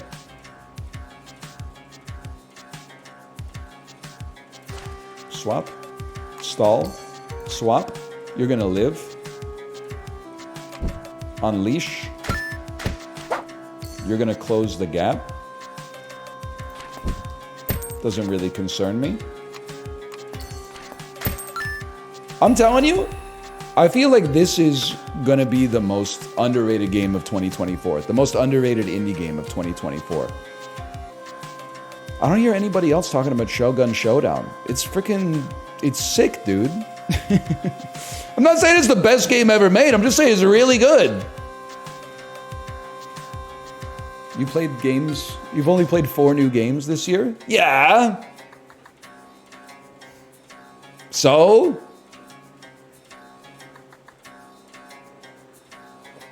I did do a sponsored segment for this, yeah. But like, I'm playing now of my own volition. Shockwave spreads through adjacent enemies, dealing +1 damage to each. That seems great if we can hit multiple enemies with a pike, but I think I'd rather just have more damage. +1 damage, +1 cooldown. Oh. What about Balatro? Balatro is glazed, which is a good thing because it's an amazing game. People know Balatro's gas. Ideal utility spell stays at 1. Be Patman, I'm happy you're back. You know what? Enjoy VIP. We don't give that out too often. I may remove it at the end of the segment. We'll see. Okay, one of these. You're gonna summon a minion, so I'm gonna back up.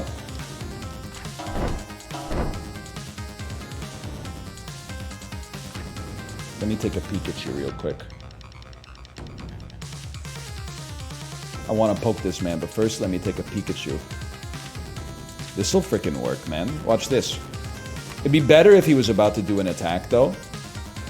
Like, always burn their cooldowns first. Hot swap and kill him. Pike, swap with him. Now you gotta waste a turn turning around. I gotta control some space. Back him up. Pike is the range abuser here. He's gonna move forward. Doesn't really concern me. Back him up. Okay, now hit, swap, kill, and then we start all over. Okay, I don't think there's any way for me to avoid taking this hit if you want to do it. So you know what? I'm gonna recharge my tiles so that I can at least get in there and swap you so I don't take damage. We didn't need to put our pike up there. That's my bad. Are you seeing this? The man is actually using his potions effectively.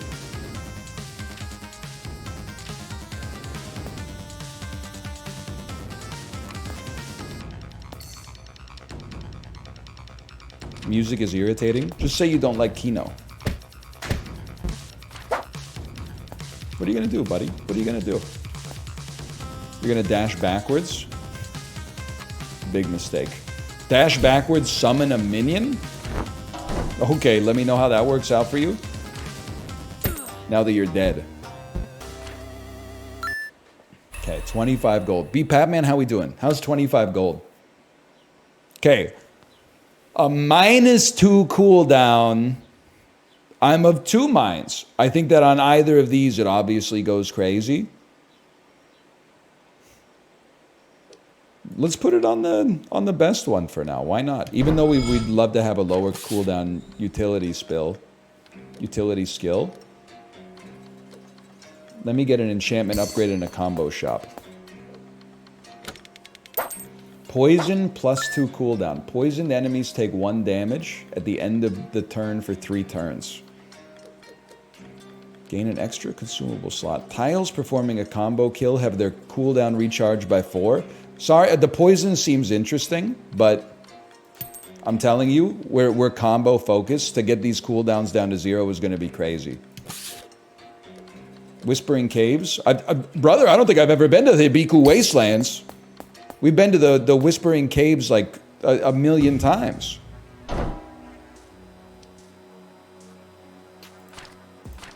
Look at this. Look, are you seeing this?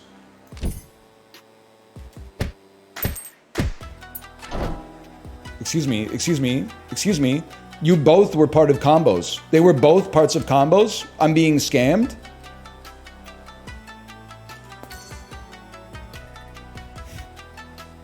Reread it. Tiles performing a combo kill have their cooldown recharged by 4. Only the damaging skill gets the cooldown. Oh, it's only the one that gets the second killer later. I see what you're suggesting to me now. You're gonna rain arrows at this spot, right? Aim at the cell where the hero is currently standing. That's bad news for you, buddy. Because guess what? You're dead. that didn't do anything. Very, very clever, very creative. All right, recharge my cooldown, please.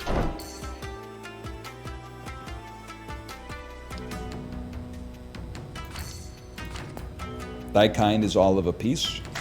Recharge my better cooldown. Flip me now. Great opportunity to stall to set up a combo next turn. You stopped here.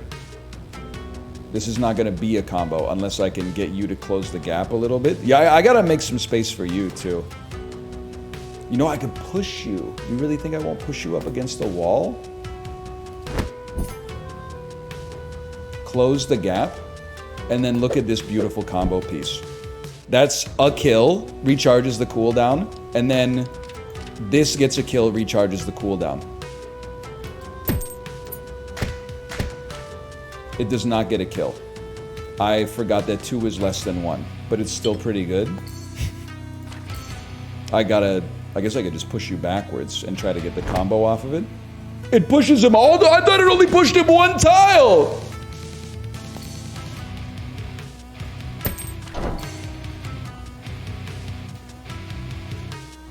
It's all coming together. Okay, give me a shield, because we might as well make space for our next potion. And then this is all about controlling space.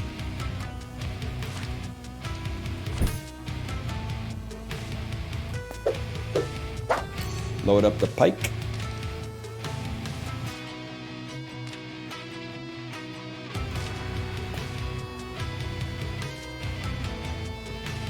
Does the push also damage the unit behind? Or only the... It should, right? It does? That's crazy, because like a push does too. Pike gets a kill, and then you get another combo kill. So both Pike and the... Oh no, because the second swap won't hit.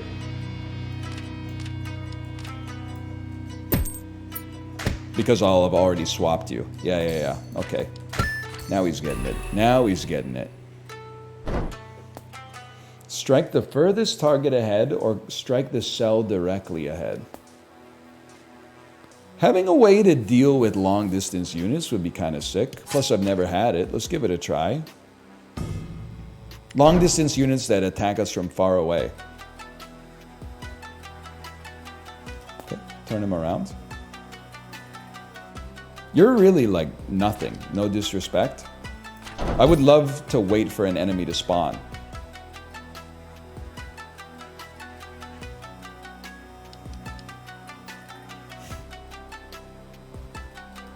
I mean, I could easily just kill you. I guess maybe that's what we should do. Then I gotta deal with this jabroni too, man. I think we gotta hot swap with this laddie. Flip him around. This is a more dominant position for us to be starting in.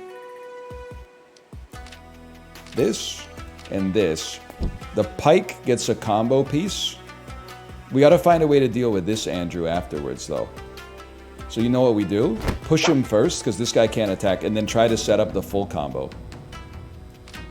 This is the full combo. Hot swap with this guy. Pike actually gets the kill, you don't even need lightning. That way you don't have to deal with the dude at the back.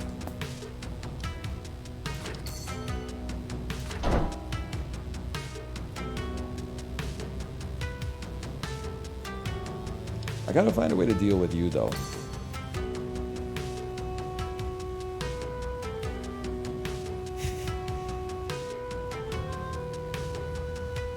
I'm just thinking long. Like, this guy's easy to kill. I just want to find a way to not have to fuck with this guy. Here's what I'm doing. You know what? Flip me around. Hot swap me. You're attacking nothing. And now we got an easy combo piece set up here, I think.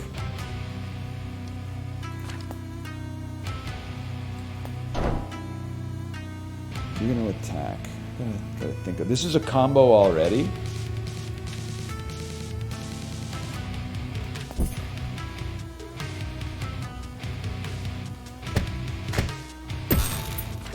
Still pretty good. Being able to get that lightning out there like crazy is kind of nutty, huh? Hold the putty. I don't fear that. The push is a very valuable piece of the combo here. But so is the pike, but it's not going to go down like that. Oh, it could go down like that. It could go down like that. Push, back it up, move it forward, move it backwards, move it forwards, move it backwards, play the pike, move it forwards, move it back. No, you don't need to move it backwards anymore. My God. I was seeing 6 moves ahead. -1 cooldown. Any day of the week. Any day of the week. Baru the Barricader. Life is full of obstacles. Ain't that the truth, brother? AoE. AoE makes a swap untenable. Bait him. Run away. Okay. Now you're going to dash backwards. And then throw up a barricade. I don't want to swap with you right now, because if I swap with you, you're going to hit me with the dash backwards.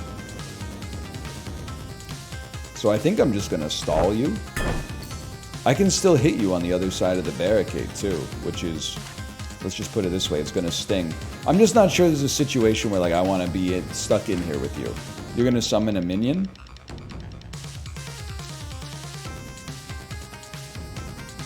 Let's give it a try. I mean, I'm sure he's not going to like that too much. I'm not concerned about that guy in the slightest. AoE, we bait him. We walk backwards. Stand here. A dragon punch. So he's about to move forward, probably. He's going to dragon punch and place a barricade. This time, I would love to swap with you. Because you'll punch your own barricade. Possibly hitting this guy. Oh, man. And now the barricade's on the wrong side, dude! What a horrendous position to be stuck in. Bait him into an AoE. He's a genius. Walk him back. He's killing his own barricade. He's in his base killing his... He's gonna dash backwards. And then throw a barricade directly forwards? Because the barricade probably hurts you if it hits you, so let's back up one.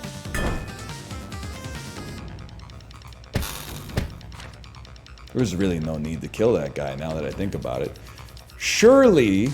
Oh, you're gonna... Oh, you're very cute. You're gonna drop some arrows? It'll be real funny when you drop the arrows.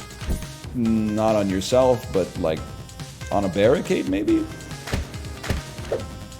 Killed your own barricade, dummy.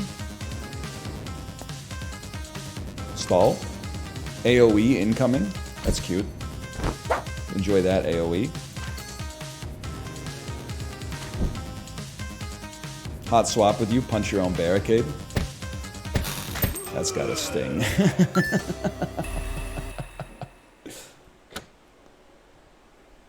-1 damage, -4 cooldown. Lower damage kind of sucks. Like having a 1-tap damage is very valuable. This one might be a reroll though. -1 cooldown. Now we're talking. Being able to use that more often will go crazy. Damage up. We need a damage upgrade. For sure. We have very low damage attacks. +1 damage. Let's get that going on a pike. We need something that actually, like, hurts. Although +1 damage to attacks after you moved with a tile in the same turn is also kind of crazy. You know what? Like, hang on. Pull this back. I would gladly get money for coins. Because we have potions anyway. Then we're at 29. 29's awkward. 31 is kind of based.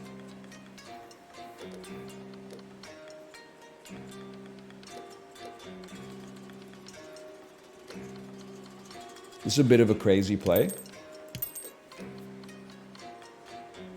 I didn't need to sell one of them. That's all right. I believe in the pike. Okay. Now we're cooking, man. Now we're cooking. So if I move with the tile, everything does double damage. Or does +1 damage. Oh, BPAP has something to tell you? Okay. Okay. What did you have to say, BPAP? Let me see. Let me have it. Silence, chatters. A VIP is speaking.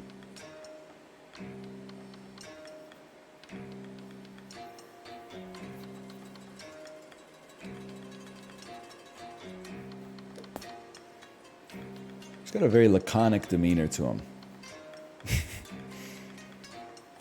They said, can't believe he forgot. Forgot what? Forgot what? Moonlit Port. First time chatter, can I get VIP? Yes, you can. May you? I don't know. Is that how that works?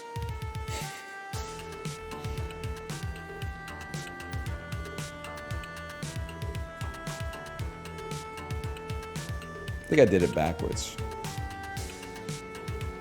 You forgot you re-rolled -1 cooldown? Oh no, you always re-roll -1 cooldown. That's right. I think for a combo piece, I have to hot swap you first. But let's wait until you waste a turn turning.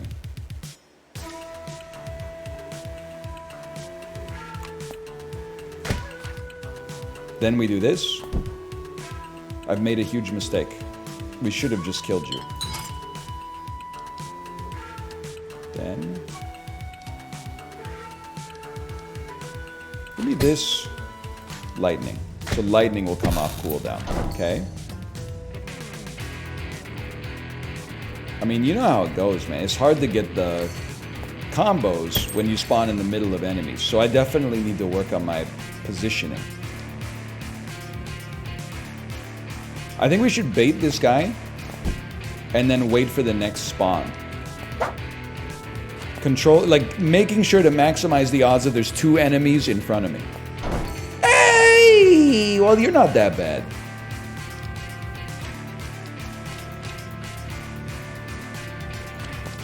Okay, check this out. First attack doesn't hit you, doesn't kill you. But then this one kills you, and then this one kills you. But then what are you gonna do, bro? Because you gotta kill this guy. This guy's gotta die before he lands a hit on you. Okay, okay, hang on. You cull this and put this up instead, which will strike the dude at the back. Because these guys are much easier to deal with. You can always just push. Not that you need to. You could also just dance them a little bit.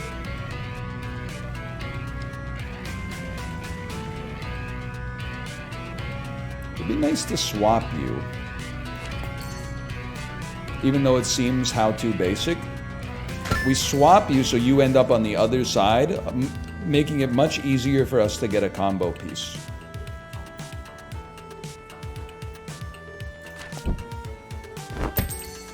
Whoops. Next wave, please. Right there. Okay, let me take a peek at you. I want a Pokemon, but first I need to take a Pikachu. So this gets a kill. This gets a kill. This gets a kill. So 2 of our skills come off cooldown. And we get more rewards. How do you feel about that, BPAP, man? How do you feel about it? You're probably pretty good, right? I'm assuming. Next wave, please. Probably a swap into a pike into a lightning, I think. It'd be better to push you first, but let's get it done.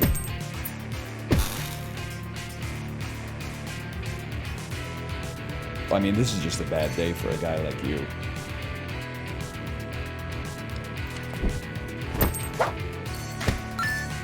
Obliterated. Obliterated means perfect. -2 cooldown! Well, well, well! What was your reaction when you saw the pure horrifying precision of the endless fields where humans are grown and the machines liquefy the dead so they can be fed intravenously to the living. Well, I feel like if I lived in the world of the Matrix, I would be like, no, it's not real. It can't be. It can't be. And then they would be like, he's going into cardiac arrest. We got to get him out of here. No, just get me out of here. Get me out of here. And then he comes back out of the chair. They like, get this thing off me. Get this thing off me. And then he goes, and he throws up. You know, they do say he's going to pop. But like when I saw it in the movie, I was like, damn, this shit owns, man. This shit fucking owns, dude. You said it like the British TikTok guy? Oh, you mean Lewis Saunderson? When will this nightmare end?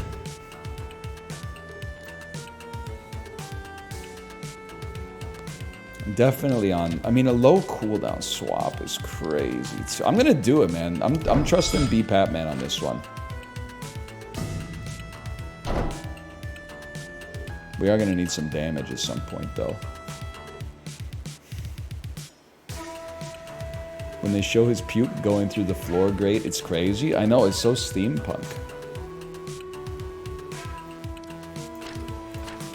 I mean, this one, you just gotta forget about the combo piece for a minute. I would like you to summon some minions, please. That's perfect. That's not a combo, though. But this is a combo. This is a combo. And then you just...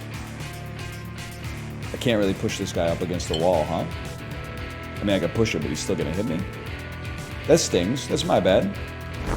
I'll own that one. You sack of crap. You made me use my edamame brew. Next wave, please. Next wave. This is also a combo piece, but I'm like, I don't want to make the same mistake where I can't take this guy out. It's just like, hot swap you for 2. I am here. Then this pike does 4, so there's nobody to spear me, Bill Goldberg style. Instead, I basically just own you, and then I walk it back, and then you're the easiest combo piece of all time, so we got nothing to fear. Probably load up the pike. Hit you, swap you gets a kill. This gets a kill. You're still alive, but you're very easy to dodge. I think I did that in the opposite order. The wrong order, I should say. Because there's many opposites. Why don't you come over here and then like... This is a just-in-case situation for me. That's perfect. That's exactly the type of shit a guy like me is looking for. This, I think, finishes the fight.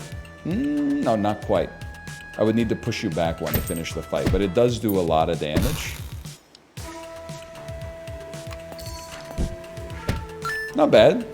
Cleared at least. -2 cooldown. Okay, I would happily throw that down on the pike again. Yeah, because lightning oftentimes is part of a combo piece for us, so its cooldown gets lowered regardless. You could really use some more damage, though. Swap pike is an early combo. Only leaves us with this minion right here. Now we can wait for the next combo piece to show up. This guy has to go.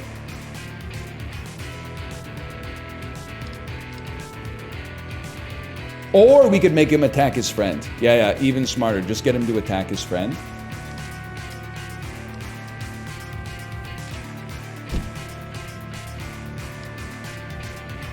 You gotta send it. You gotta send it, brother.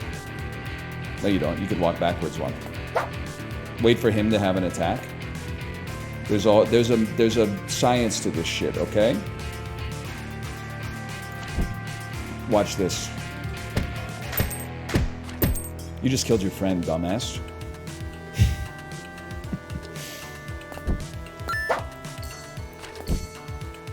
Bet that fucking stings. Okay, you. I'm just gonna back it up. I would rather be over here. It raises our chances of landing a beautiful combo piece. Mission failed. We'll get him next time. But I still got there's a whole game plan. I wouldn't expect the likes of you to understand.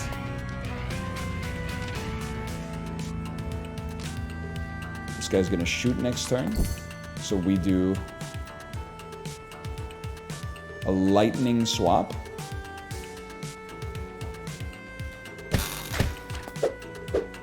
Oh, it's the wrong kind of shoot.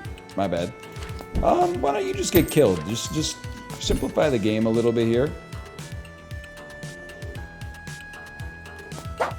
I would like to push you. I'm kind of waiting on the next.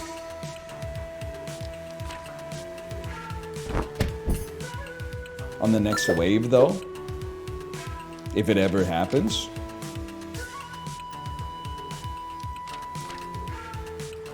Presumably soon. Presumably any second now.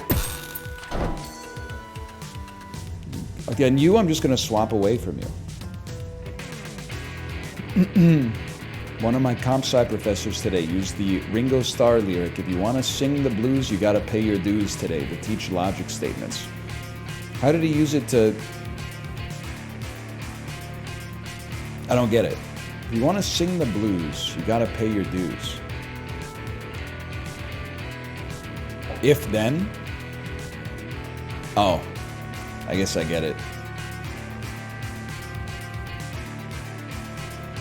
It's funny, I think there's a lot of like hippie computer science teachers or programming teachers. Like if they got into computers in like the 1970s, there's like a high chance that they're hippies. If they got into the computers in the 2000s, you're cooked. They're going to be trying to recruit you to be like a junior dev on DoorDash 3.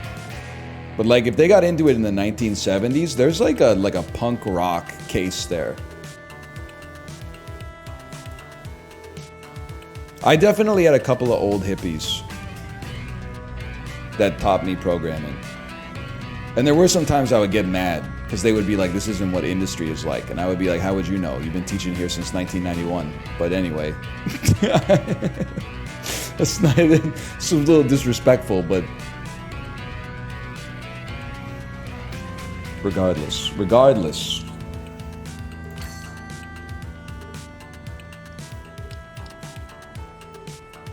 Something like that. Hot swap him, get the kill. It'd be nice to get a pike out here as well. Wait, I gotta crunch the numbers. If I hot swap you, I will still get hit. I need to add one more swap so I don't get hit. Then I'll swap, you'll die. Lightning you, swap, and then you'll die. Oh my god. Oh my god.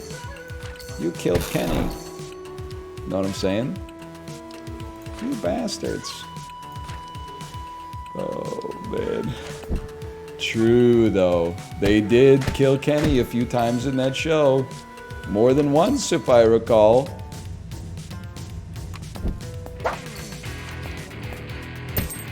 Obliterated.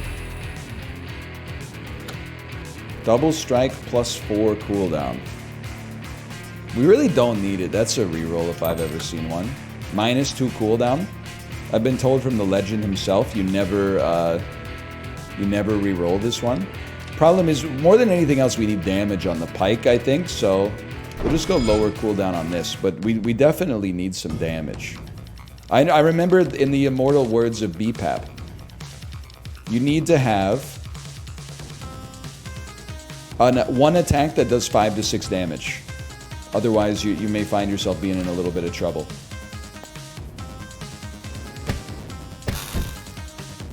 You don't need to do all that. I would actually like to get these guys like close together, because then if we swap, they might attack each other. Like this, for example. See, that's just a rookie mistake, man. I mean, that's not going to happen, obviously. What are you going to do? You're going to dash forward and do nothing? Why does No Frills have collectible Marvel cards? Yeah, I know. I felt like I broke my mom's heart. Because she was like, hey, does my granddaughter like Marvel superheroes? And I had to reply like, nah, not yet. And she's like, oh, I've been picking up lots of Marvel cards at Loblaws. And I was like, oh, then she'll definitely take them. I'm sure she'll like them one day. But she probably will. If I had to guess. You're gonna dash into your boy, dude. That's so embarrassing. No, you've purged all of your attacks because you can't do anything anymore? Drop this one right here. You've attacked your boy again, dude. It's positively embarrassing. And then, oh, you're so lucky. You're so lucky. Are you gonna move up? You're not gonna, you're gonna dash forward? That's like, it's also embarrassing, dude. I need to think about this. We might just want to set him off with that to start with. You're really gonna hit me for one? What if I suggested I'd rather you didn't? Dash forward through targets, stopping at the first empty cell behind them. That's alright. You do one to me. Wait for this dude to get primed to attack. Hot swap him. You just got killed by my motion. Turn around. Strike the cells around you. Adding the tile to the... I'm wasting so many turns turning around. Because like I'm facing the right and then like a little ranged minion spawns behind me. To have a free turn now and then would go crazy. Place a trap in the cell directly ahead. Traps trigger when a target steps on them. That's tough. Free tile utility is almost always a take, says BPAP man. Look at that. Look at that. Let's sell mass poison so that I can pick up the health potion at least. +2 max HP. When you perform a combo kill, a random enemy is cursed. I mean, upgrade slot is also very important, I think. We got the money to afford it. 1 heart for a reroll. Okay. I think if anything, another upgrade slot on you would go insane. This is a good spot to pick your primary skill for 30 gold. So I appreciate your Socratic method. You're telling me I should reroll, sell all my potions. And then hope to get my skill upgrade, which will cost me 30 gold. On the other hand, I perform a combo... No, I mean +2 upgrade slots on Pike or Lightning. Okay, so I don't know what I'm talking about.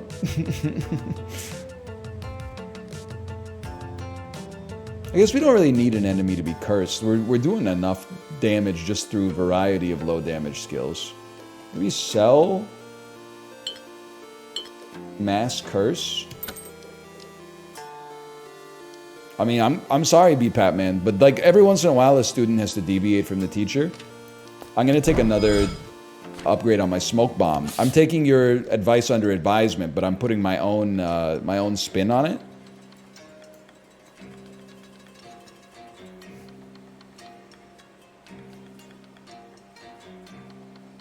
GG, we lose? I don't think so. I don't know, take me to the Forsaken Grounds. I don't know the pathing. To be honest with you. This is the Forsaken Grounds 1? The heck are you? And why would I care?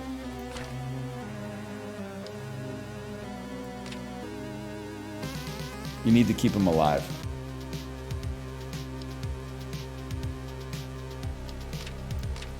You're summoning minions. Summoning end. Smoking the reefer. Okay, this is a weird play. I'm just gonna spin him. Then I'm gonna flip you. I could have flipped for free and stopped the minion from spawning. That would have been sick. I'm gonna push you backwards.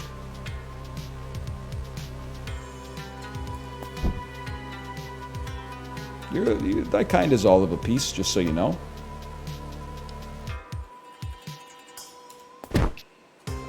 Thanks. You just put me on the perfect amount of HP to use my edamame brew. I bet you're very embarrassed. Free spin? Yeah. Yeah, the free spin would have done it. You're absolutely right. But then my edamame brew wouldn't have been perfect. Balls dropping low? Not particularly. Like, not in a bad way.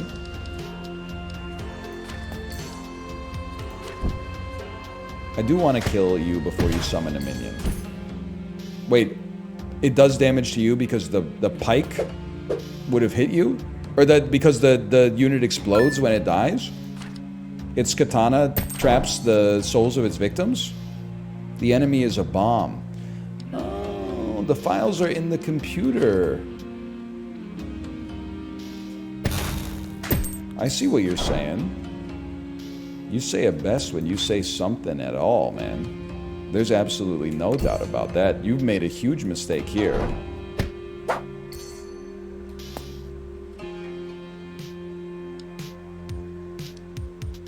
So that's a combo. The only question is what you throw in after that. You die, you die, you die. Might as well just throw in your utility swap.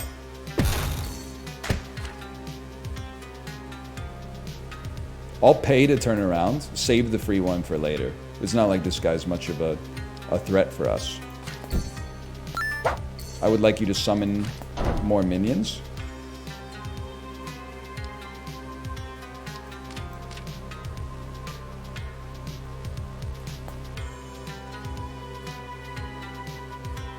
I don't care if you summon a minion, as long as we take care of the trash right now.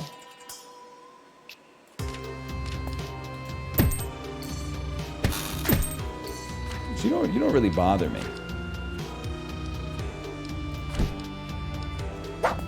Oh, you thought I forgot about the freebie? +1 damage. Very important tech. Very, very important tech. I know what you're saying, put it on the pike, but if I put it on the smoke bomb, then it's basically as good as a pike. It doesn't hit the multiple waves, but we're not sweating that. That's a combo piece. Then we flip around.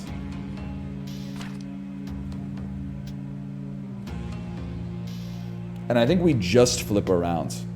I guess we might as well attack. Like, use the lightning. And the lightning did extra because it counted as a move. Beautiful. Well, you just killed your bud. Back me up for a second. I want to see the next minion. Okay, let me see what we're cooking with here. You gotta go. That's a given. If I swap with you, you'll explode. That's annoying. Kind of hate to do this, but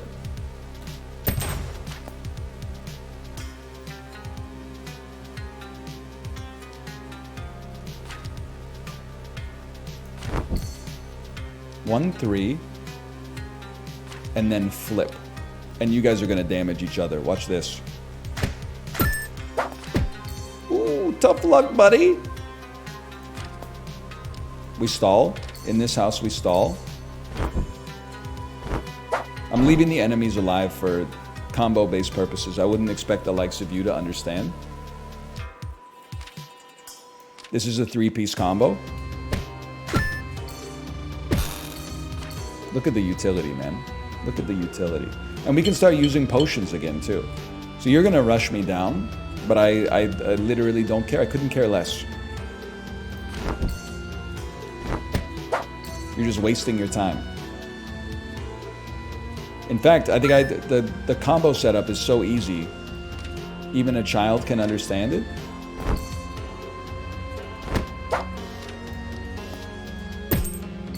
It's that.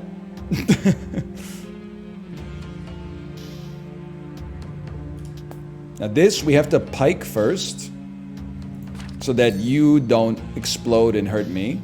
It's so easy, even this acronym. Yes, dude, yes.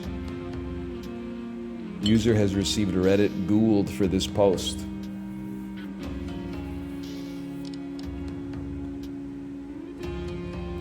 Has to be done.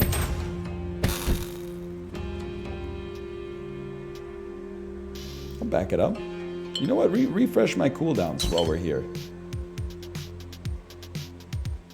Because we got a potion anyway.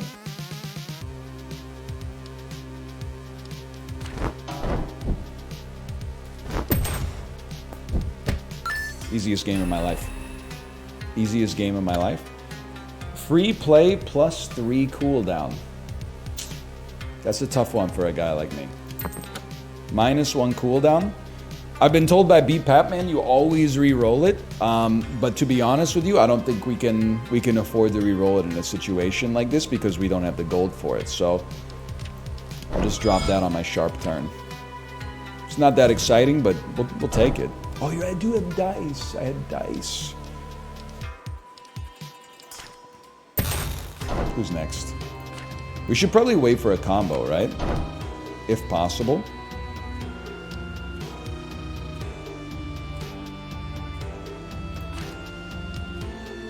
Like, this is a combo. Dude, that free spin is outrageous.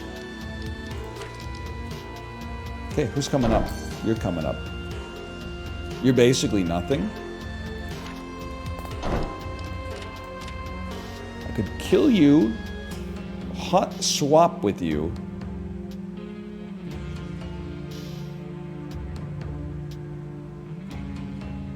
I think, as crazy as it sounds, we just do this. It's like a better use of space right now, I think. Just as long as they don't spawn directly behind me, I'm chilling. A pike. You knew that was gonna happen, but that's okay. You're really not gonna like move over to me or nothing?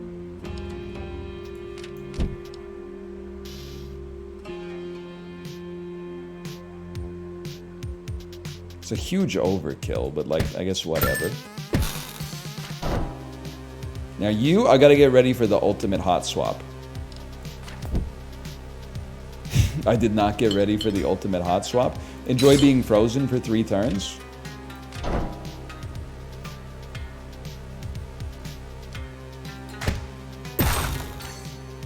It's alright.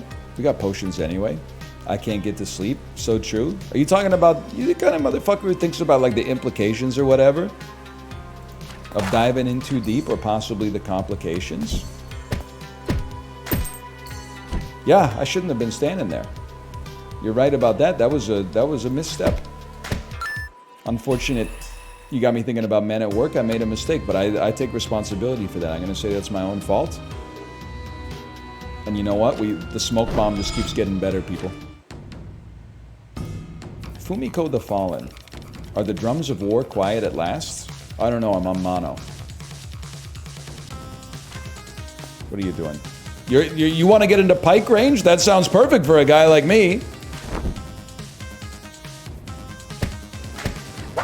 Tough luck.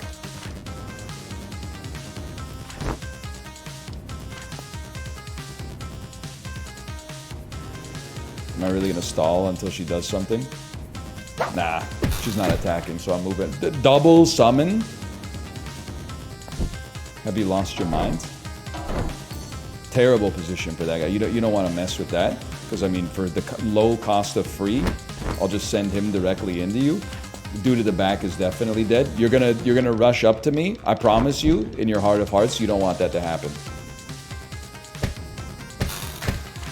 Right, that's an AoE move. Turns out that is what you wanted to happen. It's my bad. Stall me? Stall me? What are you doing? AoE? Waste of time. Basically wasting everybody's time. Piked nothing. Good move. Could do with a little bit more focus for sure. Now where are you going? You're gonna dash into me and hurt me. What if this just kills you instead? It gets mighty close. Okay, I'm throwing. I'm throwing, but you're dead, so what do I care? It's true, Dave Matthews do be like, dash into me. Dude, we got curse the first target ahead also sounds crazy. And you always take a utility free tile, right? Slot upgrade? No, give me a cooldown upgrade. When you take damage, automatically gain a shield. Disgusting. Disgustingly good. I would love to unlock a slot. I'm not afraid to play with fire. Give me 5 coins so that I can gain a shield when I take 1 hit from a little Andrew. And it's very important for a guy like me because then I can say, when I take damage, I can say, oh, I took a little chip damage to trigger my shield. I went to school with Dave's kids. You went to school with Austin Matthews?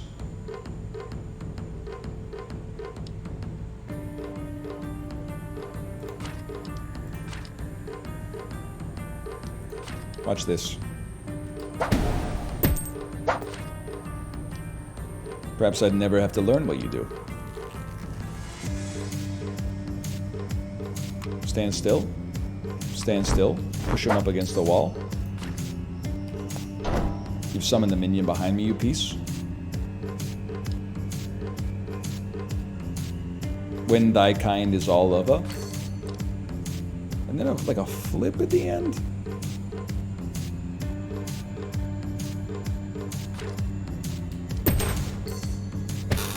At least it's a combo. And I gotta curse you and I gotta pike you. Ah! Transforms into a basic version of a random hero tile. Tiles in your attack queue won't be copied. That seems like you're about... You know what? How about if I just reroll enemy intentions instead? You're gonna flip around. That seems way better. Seems substantially nicer for me. Load that up. So it's a combo waiting to happen. Oh, baby. You want to see something crazy? Bake in the flip. What's he doing? He's not going to get a kill if he does it like, oh, am I not? You're right. I'm going to get 2 kills. You sussy so-and-so.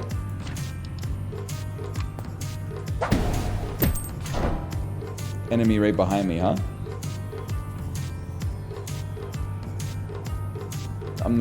Honestly, I'm the type of guy that doesn't worry about that stuff too much. Stall for a turn. And then the hot swap of the century.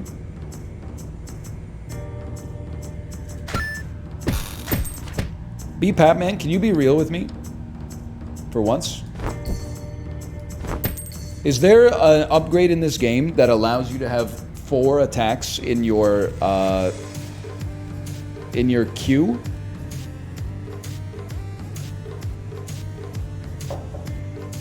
No? Because that would be sick. That would be sick. I'm pretty far in and I haven't found one yet. Alright. Maybe they were scared of what a guy like me could accomplish with that.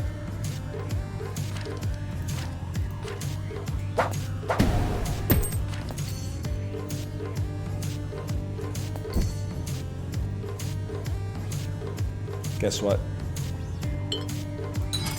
I got Kami Brew. Going to a coffee shop in Portland, be like... or something. I don't know. Oh, you don't do it immediately, you just steal it. Okay. Well, that doesn't really bother me then.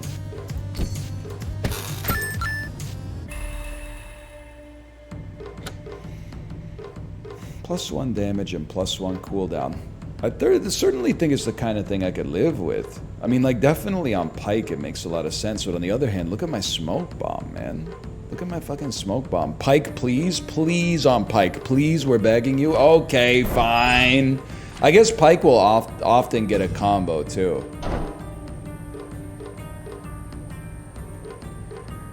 This is a guaranteed swap. Even a 1 damage swap would go crazy here. I did it 1 turn too early. Bro is cooking nothing. Flip me? I mean, this is... Oh, but then I gotta find a way to deal with you. Okay, undo those. Please pull those out of the queue. I have to have this as the last sequence. Or I could just push you up against a wall. But I'd really prefer not to be cursed as well.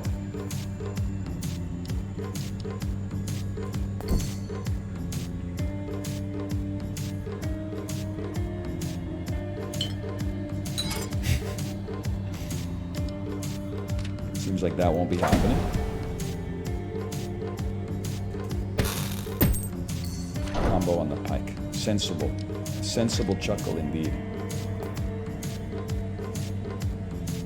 You want to see some crazy shit? Flip me.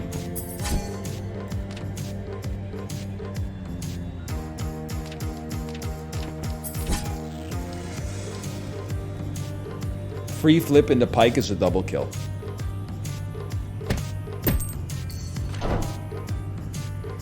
You, I'm not that concerned about. I am using too many potions, though. That's for sure. You hot swap with this guy when he's about to attack. How's the learning curve on this game? Wait a minute, I screwed up my exact methodology. You're gonna laugh, but I swear to you, it's true. As I see it. I think that the game is kind of tough, but I make it look easy.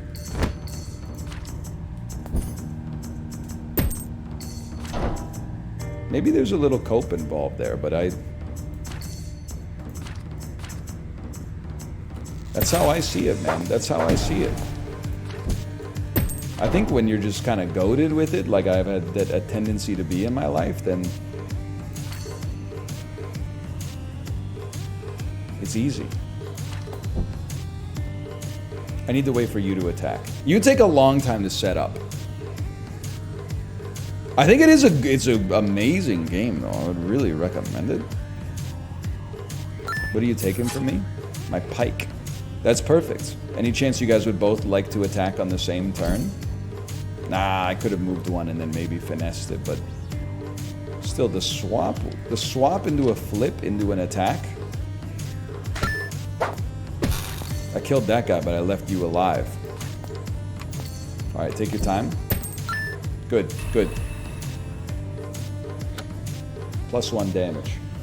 That's high tech. The smoke bomb just keeps getting better, man. For someone 3 standard deviations outside of the average IQ, it's pretty easy. I might be 3 standard deviations outside of the average IQ. I'm just not confident that it's in the direction you're suggesting.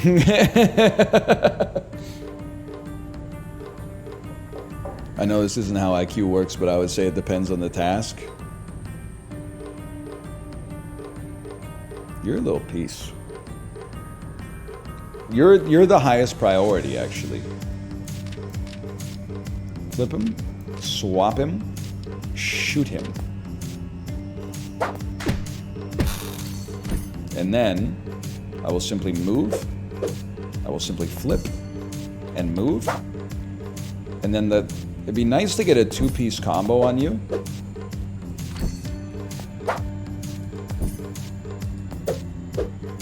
Which is exactly how it's going to go down, because then pike recharges and we're very well equipped for the next combo. I'm like I think I'm a lightning flip pike sort of guy.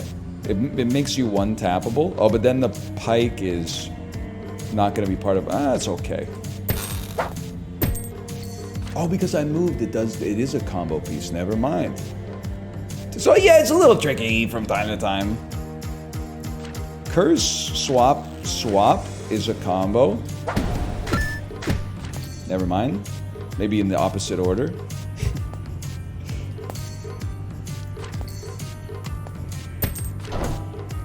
Okay, that's a push to start.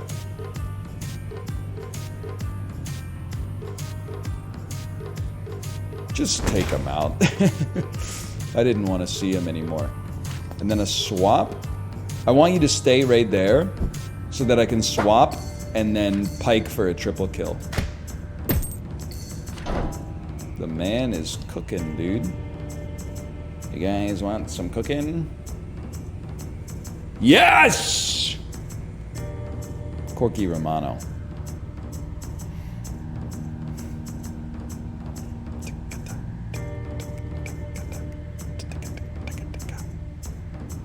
I want to flip, push.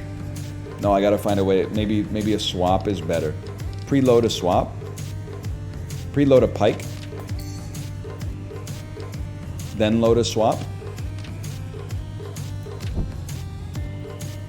It's a push, swap, pike for a triple. We don't take damage.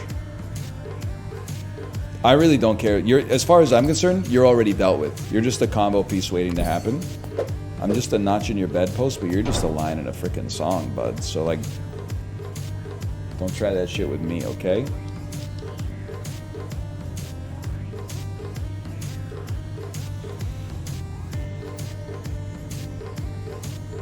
You guys are insanely annoying. You're the targets that I have to be most concerned with.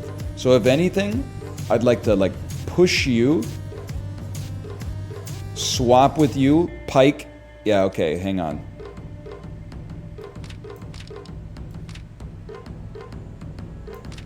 So it's like this. Move, push, move, and then this is just a masterful gambit, really.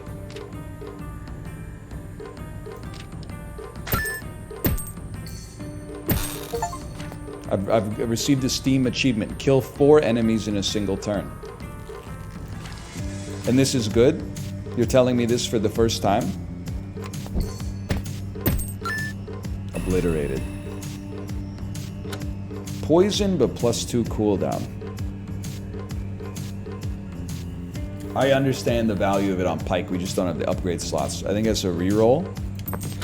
+1 damage.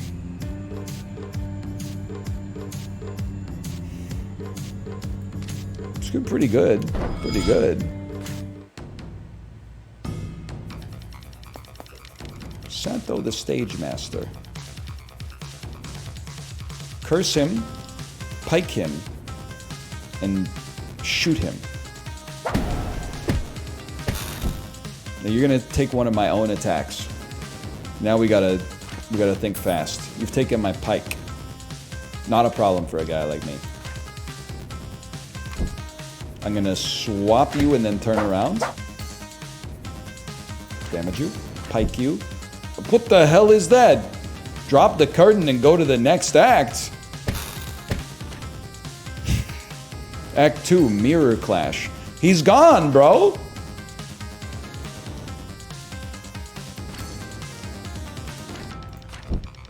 Yeah, nice try. You're not dead? Flip me. Shoot me. Do nothing else. We got great tempo here. They're not making it. They're not gonna make it. You have nothing to fear. I mean, these guys, honestly, they're a joke. Act 3, the dance unfolds. Okay. You say so? Steal my attack? I don't think you're gonna get to do anything, man.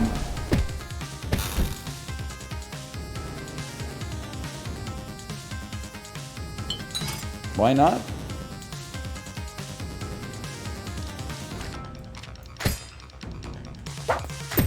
They're calling it the easiest boss of all time. You gotta figure out what you do, okay? Because obviously I own you. +1 damage, +1 cooldown. I hate to reroll before a shop. I think we're doing just fine with the smoke bomb. It's such an obvious combo piece. 5 damage smoke bomb. Sacrifice tile guarding shop? No. Give me a warring shop. Double strike +4 cooldown. That's tough. When you perform a wait action, recharge an extra cooldown for tiles and your special move. I wait all the time. So that really doesn't bother me at all.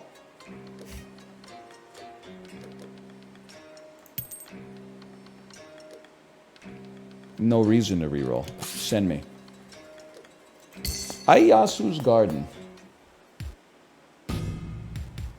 5 damage smoke bomb. We need to go back to smoking mids. So true, I think, but I don't really know. What's your thing again? Quick can attack immediately after adding a tile to the attack queue. That's right.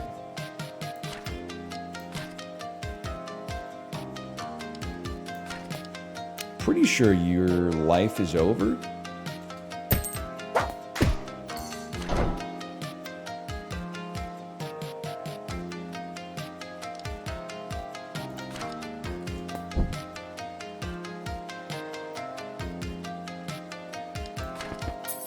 I'd rather get lightning. I would rather get smoke bomb back. You're gonna curse me? It's potentially very deleterious, man. You know what? If we stall a turn, nah, you can't do that. Can't do that, brother. Yeah, that's an issue. Well, it's actually really easy to deal with because I just won't take damage. But if I do take damage, I will like die in one hit. So be careful. It's a swapper, a flipper,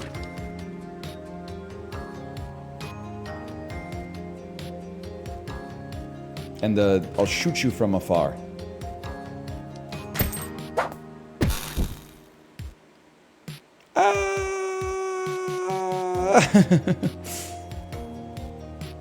At least the first attack is only going to do double damage. Like, we don't really mind that. It's not the best, but... Oh, and then the second attack does nothing because we'd have a shield after it. Yes!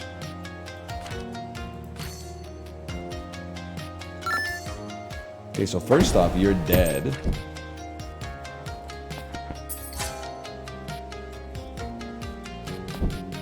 Nice try. I mean, you're basically useless. Part of the problem I've been having is I put way too much respect on your name, even though it is a pretty good film in my opinion. I don't know why I said it like Obama.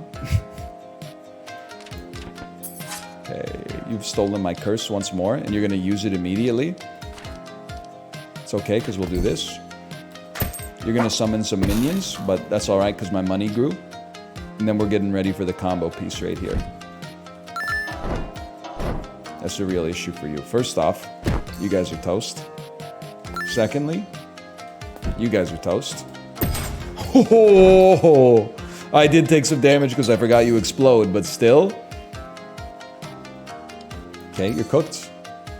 Flip me, shoot me. Now we got tempo. Once we got tempo, it's over for you. Probably a pike. Walk it back. Flip. We're gonna take a hit. It's all right. That's what the potions are for.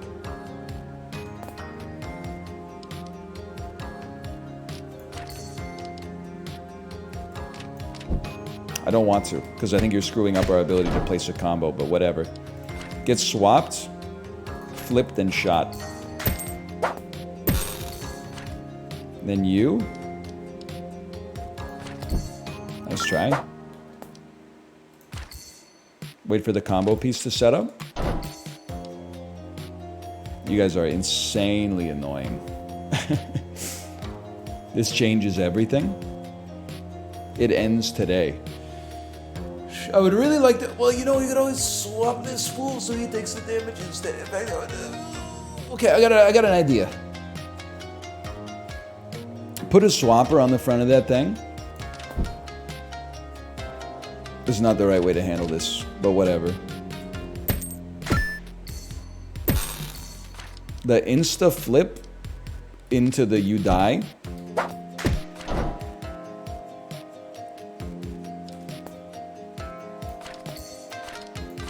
You're both dead.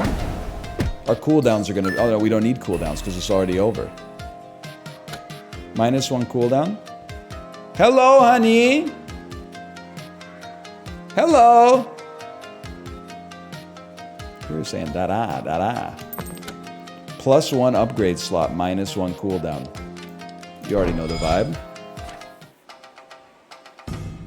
I asked you the patient. It's wise to choose the winning side. Huge if true. So I don't really know what you do. Let's see. You're immune to ice. Okay. I missed the part where that's my problem. Now what do? Swap position with the boss. Dash forward as far as possible. I have a feeling you're not going to enjoy this as much as I do. So you're going to swap position with the boss.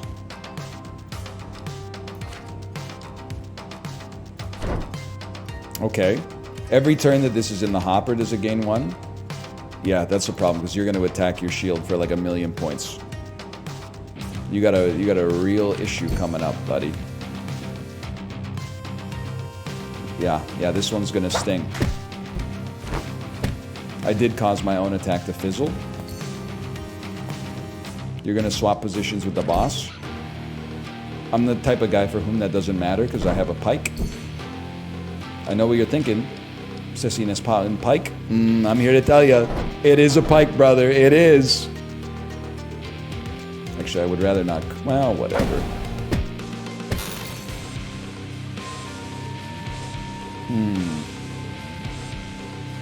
Let me see. Hello. Oh my gosh. Can I take a peek? What do you think it is? I think it's a sandwich from the bakery. Oh my gosh, you got it right. What kind of sandwich? Turkey. No, Reuben. no. There's a pickle in there, I'll tell you that much. Club sandwich. No. Chicken. Yes. Pesto. No. I give up. Apricot. Ooh. Chicken. Salad. Yo! Let's go! Was that good? That's fantastic. Thank you. You're welcome. Someone in chat knew where it was from. That's frightening. I mean, it's everywhere. It's everywhere in Vancouver. That is true. You're a buddy.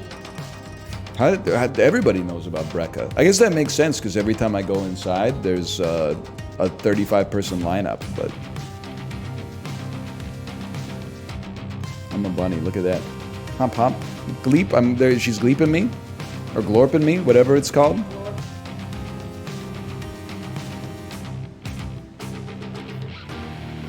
I'm glorping.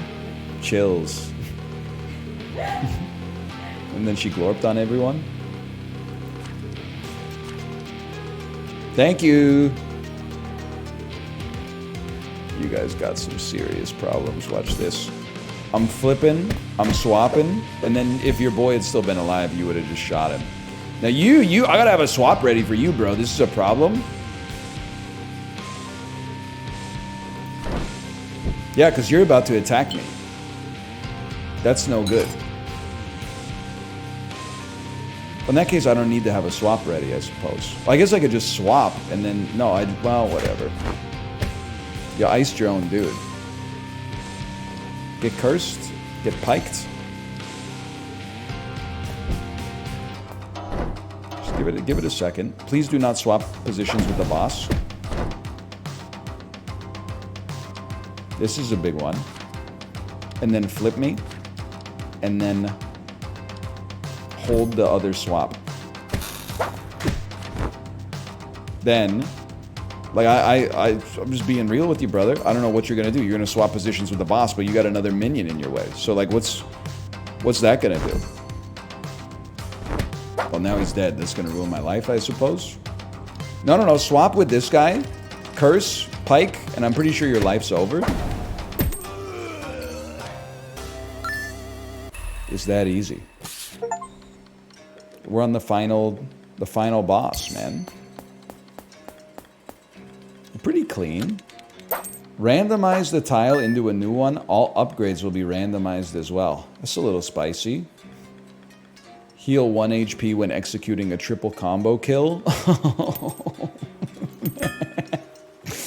That's every day, bro, for a guy like me. Give me some Zane. Okay. Okay. I'm just thinking, but I love all my skills.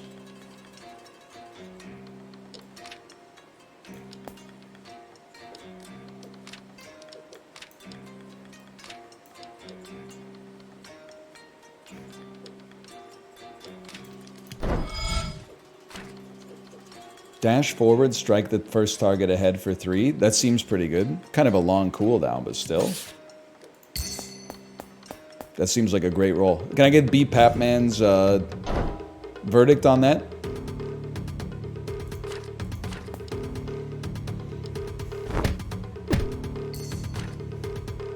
Thoughts? Zane equals fun. Yo, I didn't know you were based with it. We gotta keep a swap to deal with you, probably. Pike. Gets a kill. Gets a kill. Load up a swap. I might just kill all of you and then get hit for 1. But that gives me a shield too, which is kind of... But then I get hit for 1, I heal for 1, and then I get a shield out of it. Oh my god.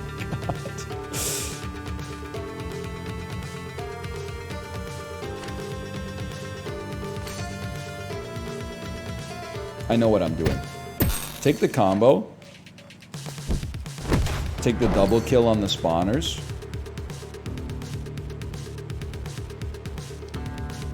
We gotta have something to deal with you next turn.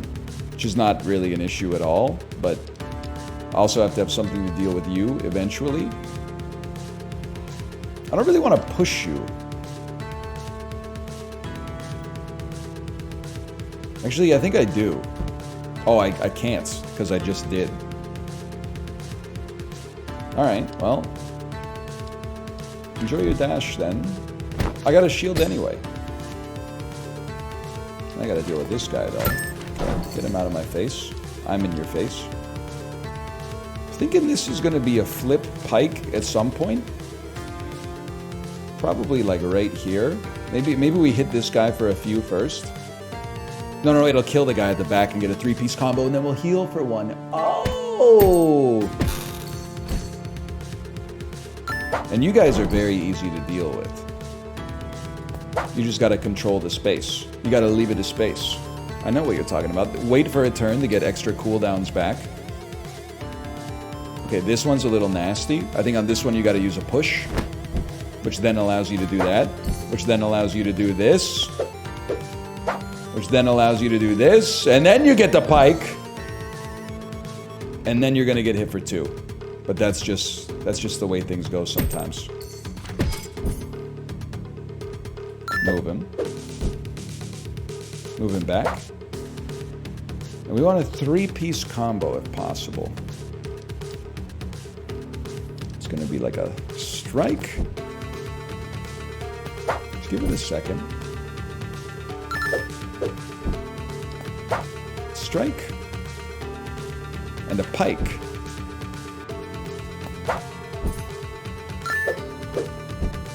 Well, this is a 2-piece. I guess I'll live with it.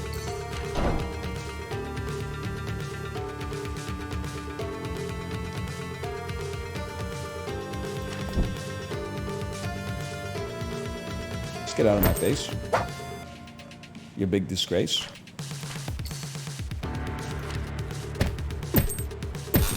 I mean, I think we're doing just fine. Could we be doing better? Yarp. But otherwise, just fine. Stall me.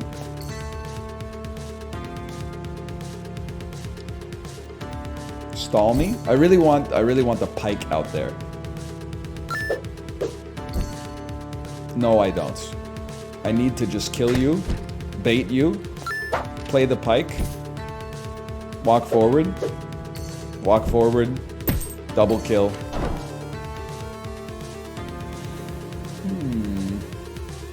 This to me looks like a push. So flip me. I can't push you then. Walk me. I mean, they're gonna rush you. So just put a pike up. I have a whole game plan here.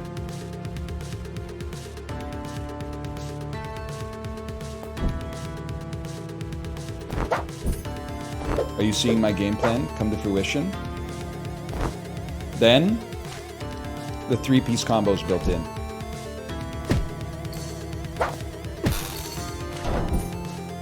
I'm kind of facing the wrong direction. That's okay for a guy like me. You're gonna take my shield.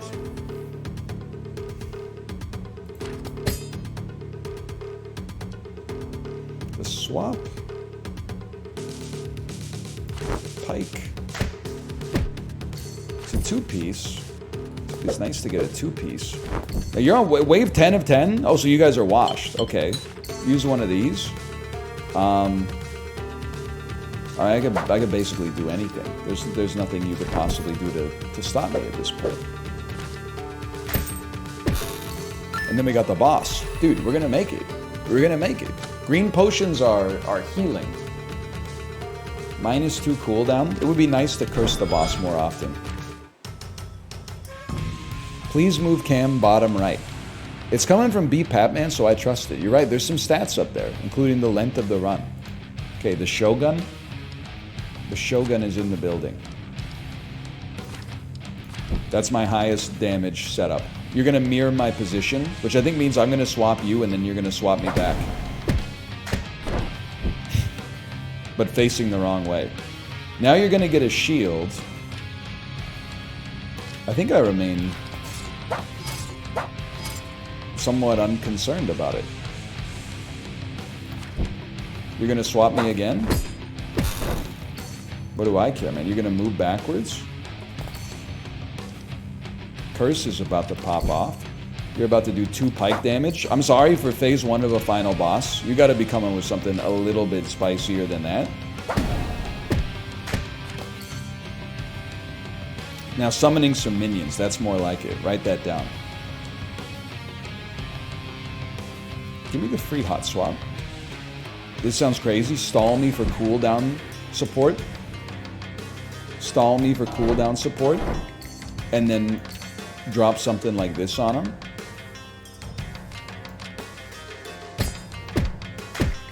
And then he's almost dead, man. And I'm not talking about Death Stranding.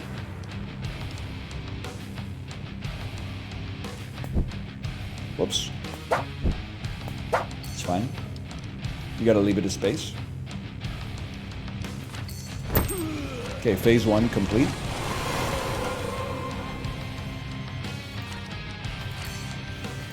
What are you doing? It's like, don't be in the center of the arena. I remember that. Teleport to the center. Expands outward by 1 cell each turn. Free flip. Free shot. I don't think I'm gonna get hit. I think it's gonna be 1 tile in front of me. Now next turn we gotta move, but that's a problem for another guy. You're gonna dash forward. That's gonna be tough. How will you... What good is a phone call, Mr. Shogun, when you have no mouth? Actually, you know what? I'm gonna let him hit me for 1, so I have a shield to protect me for the 2. Wow! He's going down, man. Oh, that's right. When you're unable to speak. Tell me, Mr. Anderson. He's so smug. What good is a phone call when you are unable to speak?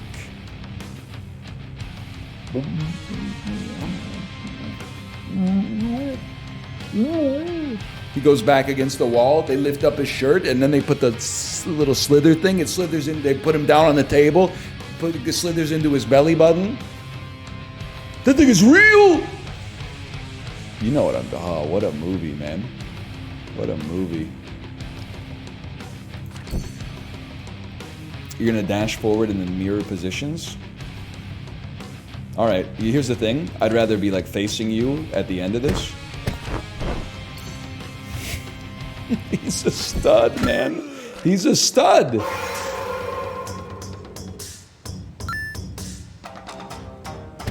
That was pretty good. Victory on day 1. It goes all the way up to day 7, just like the real calendar, man. Day 2 unlocked. We did not defeat the Shogun receiving 7 hits or fewer, and we didn't defeat him in under 30 minutes. Maybe that negative Steam review was cooking. Oh, man. I was like, that's hard. That's like less than half the time that I've spent here. All right, let's unlock some stuff, though. All right, I gotta go pee, which I will use to surreptitiously take a bite of my sandwich as well. And I don't know, we'll come back and do something else for the last hour. See you in a second.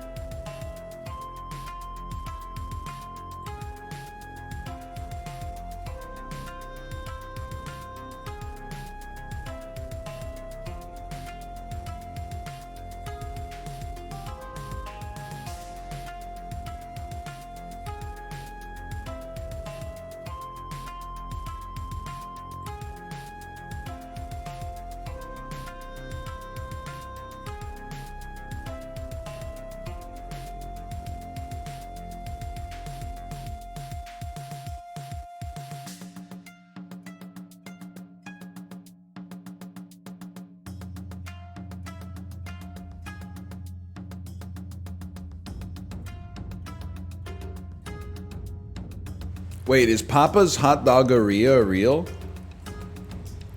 It does sound like something it's like a foodborne illness.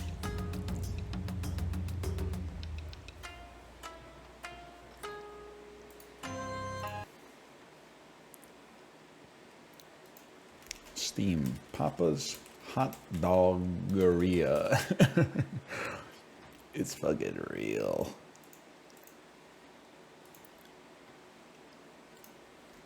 Papa's hot...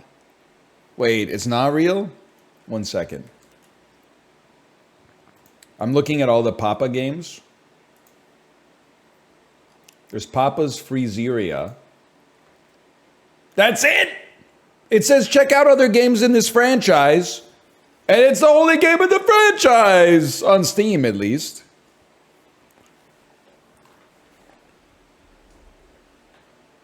The rest are browser games. Bro, port it to Steam. Papa's Freezeria has 8,622 reviews. Recent events. Help make Radlin into a plushie? No, man, no! You need a new CEO, dude!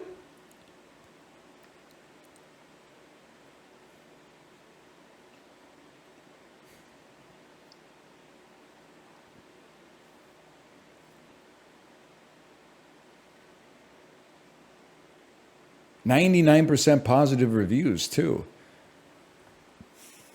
I was so ready.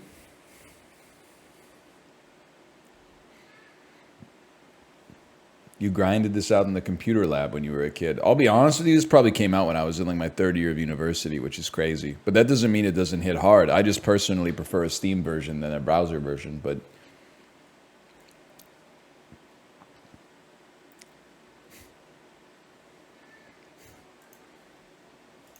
Deadlock servers.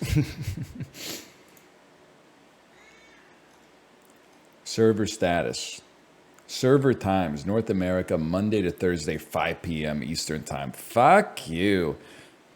You know what pisses me off the most? I know they're open right now, but I haven't done the tutorial yet. You know what pisses me off the most? The fact that it starts at 5 p.m., I could almost look at that and be like, oh, that's base. They don't want people to like ruin their work from home jobs or something like that. But it runs till 6 a.m. No disrespect, but North America is the most important gaming market in the world, probably, as long as you ignore Asia and Europe. But why do we get 5 p.m. to 6 a.m., bro? Can't we get like a 10 to 10 or something like that? We should get 10 to 10, man. 5 p.m. to 6 a.m.? That's like half of that time. I go to bed at 9 p.m. So I get the servers are up for 4 hours of my waking day. You never join us? When my parents moved to Vancouver and live with us, and we have built-in babysitters, I'll be at the International too for Deadlock. Guaranteed. Is there a character you don't have to aim with?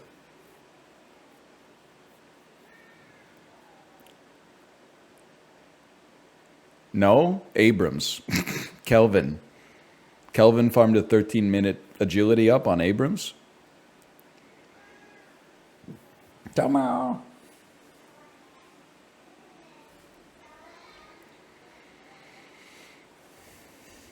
You have to aim with melee, though. It's crazy that in those games it's actually harder to aim with melee than it is with a gun.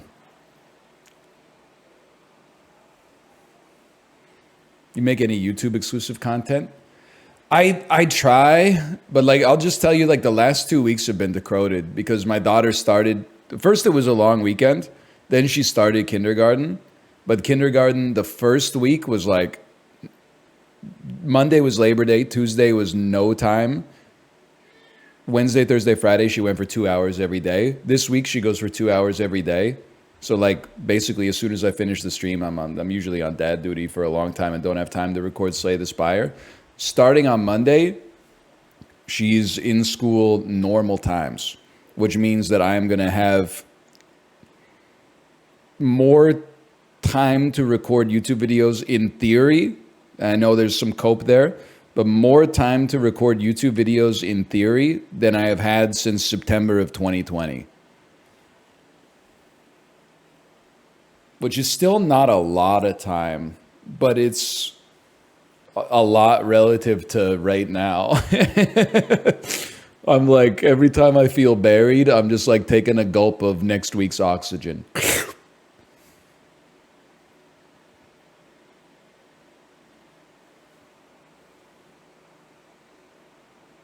Yeah. I'm gonna play Slay the Spire. I think it's a great idea.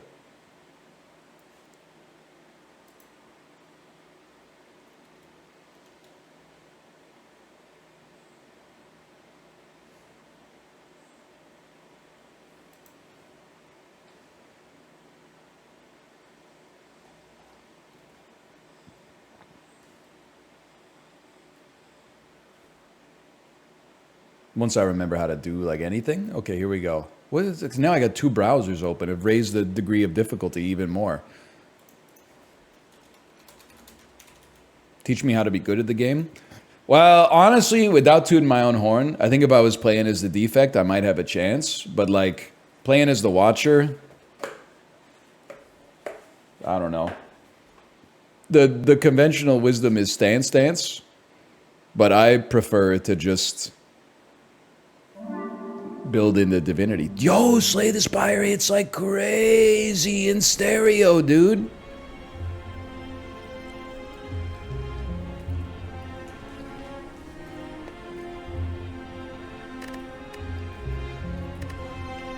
This song goes insane.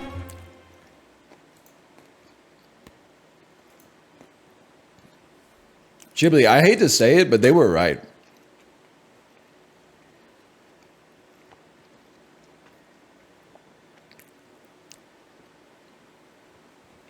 Stereo's better, man.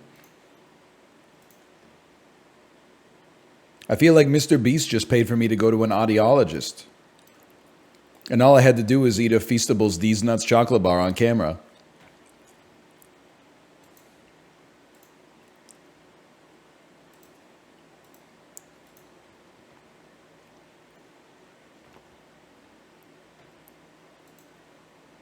Stereo is a weighted blanket. Mono is a nap with the fan on. Damn. Stereo is a weighted blanket. Mono's a nap with the fan on. Just put the fries in the bag, bro. It hits every time.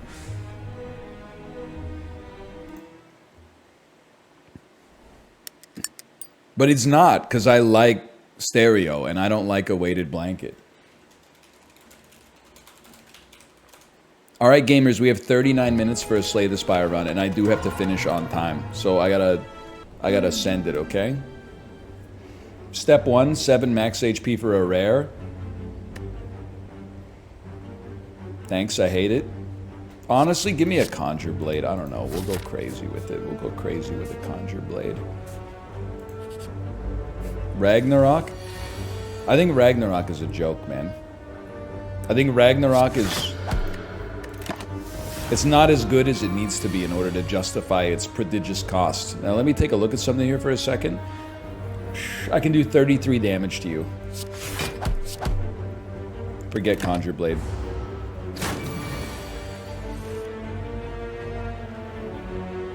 You can tell I'm taking it seriously because I'm stroking the chin already. Now I can kill you. Ghibli, you like Slay the Spire? Do ya? You like movies about gladiators? It might be a little loud, I don't know. I'm gonna take Consecrate. I think you need damage. Early on, you need damage. Talk to the Hand. Unbelievable card. Would be great with Ragnarok, but whatever. Ghibli, you would love it, dude. It's a lot like Squirrel with a Gun.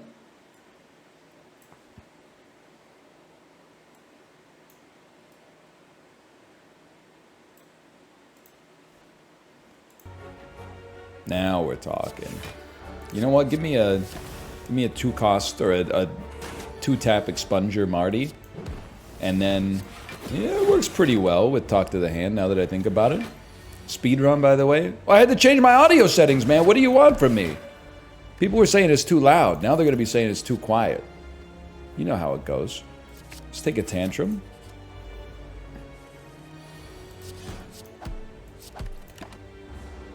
I'm saying it's just right.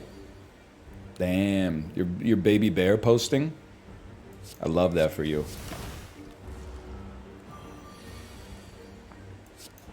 Get fucked. It was like 72 damage. I don't really like any of these, to be honest with you. I think a study could work, but I don't want to take it on Act 1.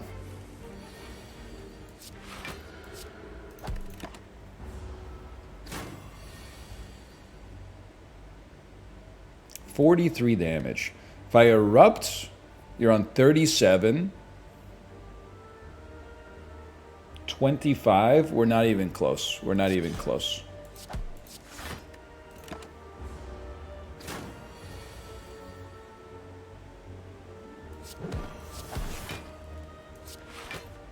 Get out of my face. I'm in your face. Play Wukong? Not gonna happen. Not gonna do it. I'm not even playing the real Elden Ring. You want me to play fake Elden Ring? 9 damage takes you to that. Takes you to 20. This takes you to 10, 22. We get there. Elden Ring for adults? Yeah, adults who like hearing a fucking chimpanzee go whoo whoo every time he presses a button. Give me a wallop for sure. I'm sure it's good. I'm basically just shitposting. I don't think it's bad. There's a 0% chance I'm ever going to play it because it's not Slay the Spire. It's that simple. I would like it if Expunger became like more playable.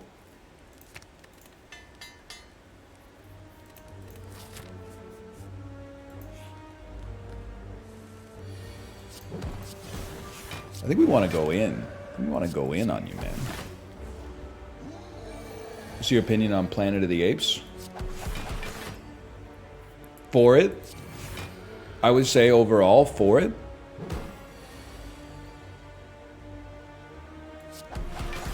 Not like the real planet, if it exists. Well, I don't know, maybe. I've never been there. But the movies, I like the movies for the most part. Even the old ones that are bad are funny at least, and then the new ones are actually like good. It's Earth? Yeah, well, spoilers. Except for in the Tim Burton one, nobody really knows what happened at the ending of the Tim Burton one. He went back in time when the bad monkey goes back in time, but somehow he becomes Abraham Lincoln. And Mark Wahlberg's like mad or something. But like at the same time, doesn't that mean that that motherfucker stopped the Civil War?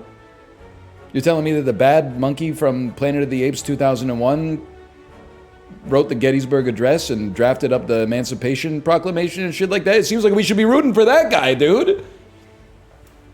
That explains why Mark Wahlberg was mad. Ah, pretty good. Pretty good. Let's take a bowling bash. It could come in handy. I have like no concept of what I'm building into on this deck right now, which is not atypical for me as the watcher. I was really hoping we could just mantra and chill, but no, is this all right? Upgrade your cards. Perfect. We wait.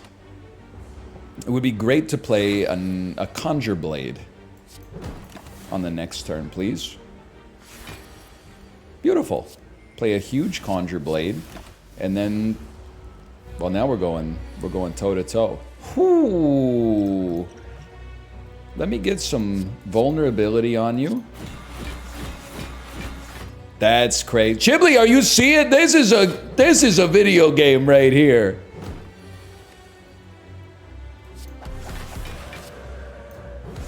That's crazy. Omamori, I love it. I do like Empty Mind, honestly. Being able to X his stance is very valuable to a guy like me. Chemical X just seems like an instant take with Conjure Blade. This is crazy, dude. If this is my first time watching Slay the Spire, I'd have no idea what's going on.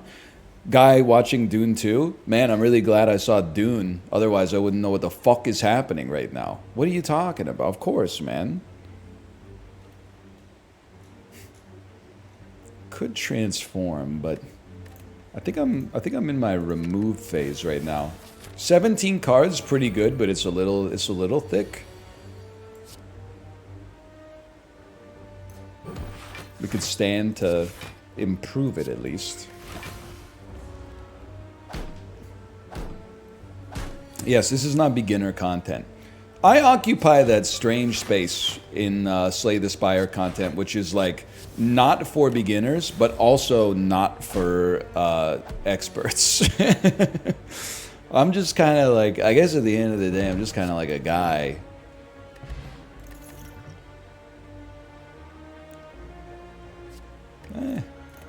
17 cards.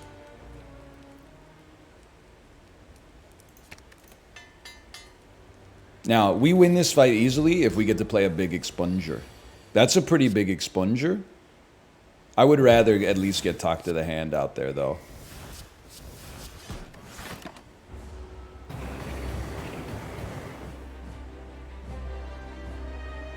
This turn's kind of going to suck ass. It's okay. We'll build for a better turn next time. 11 damage against a pretty big version of this guy. That's not so bad, man. And you. Would be, I mean, it's probably worth... Because I think we're going to hit you. We're going to hit you 6 times anyway. That's 18 block, bro. We don't need to play a wallop.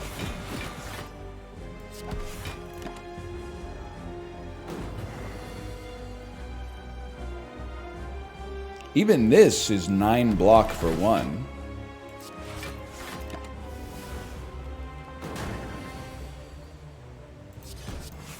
It's just that easy. Chemical X Expunger. I don't know if I've ever had it before.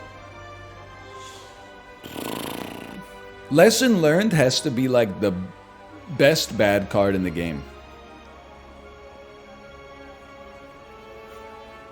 I feel like the more I play the Watcher, the more I basically take Deus Ex Machina every single time against the Act 1 boss. Because it's like you're always happy to see it, even if it shuffles a couple of miracles into your discard pile. But I don't, like Omniscience, I don't even know what I would have it target here. Could go worse than like a talk to the hand, I guess, but...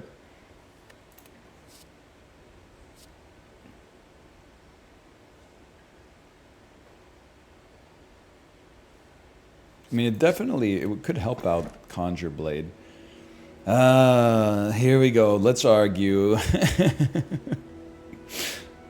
We really don't have a Snecko build, unfortunately.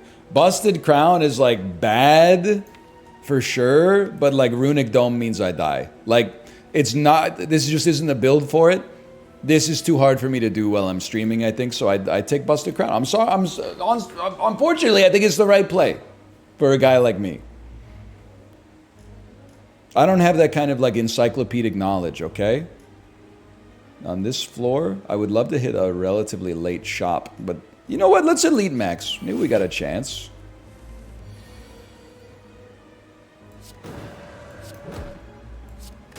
It's pretty good. Synergy with the speed run anyway. Ain't that the truth, brother? Maybe. Ooh. Get lethal. See ya. I guess yeah, you're right. It's pretty good with Singing Bowl. If I could get 1 kill, it's probably worth it. So 9 takes you to 41. Yeah, you would definitely die.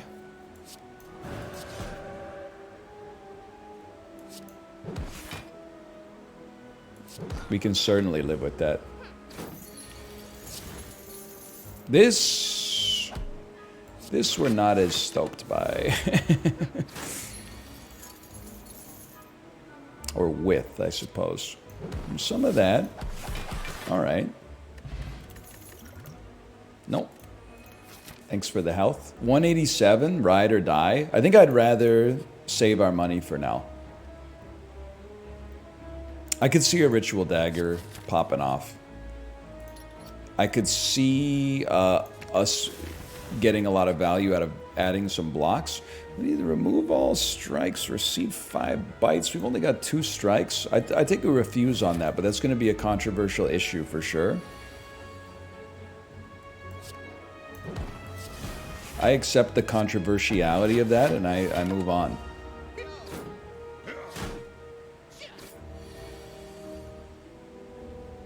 Vigilance, Empty Mind. Bowling Bash. Ritual Dagger. What a great sound effect, too. And then, still a pretty good expunger. A 45 damage expunger.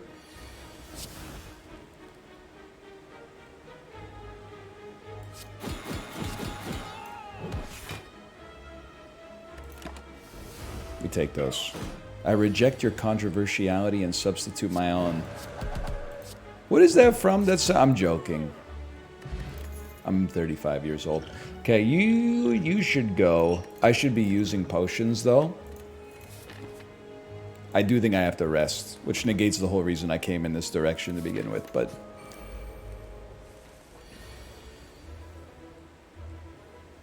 Give me plated armor. And then go in.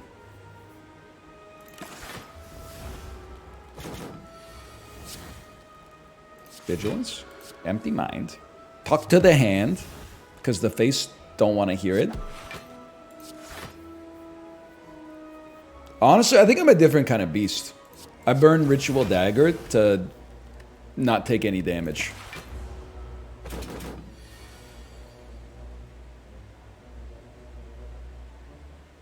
You ever consider, like, giving me the cards that are necessary for me to have a chance to win the game? Or, like, no? Okay. Hey, Anel, you ever think you're going to be on the cover of AARP magazine? I mean, I wouldn't mind, I suppose, in the whole scheme of things. That probably pays, like, a pretty penny. Old people, they're, like, the most coveted advertising demographic, man.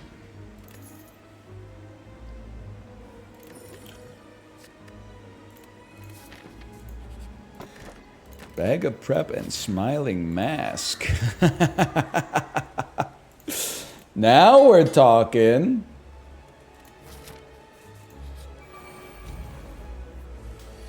Mostly bag of prep because smiling mask is a bit advanced for a fella like me.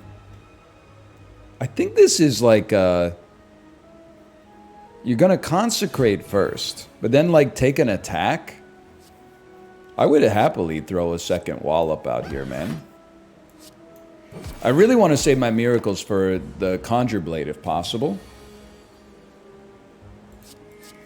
Holy... What the tuna indeed, man. Ah! I didn't know you were attacking!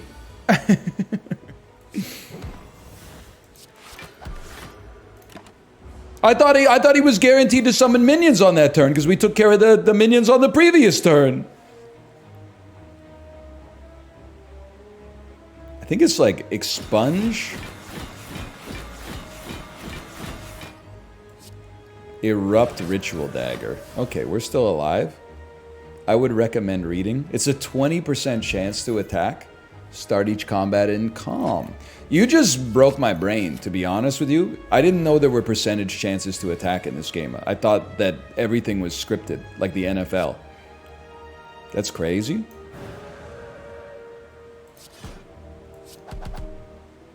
Order.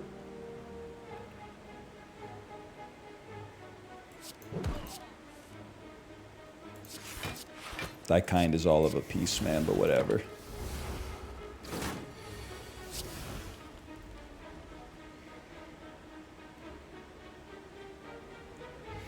We're gonna draw Ritual Dagger next turn. Ritual Dagger is gonna do 46 damage. I think you don't play Expunger. You just draw a Ritual Dagger and finish it off.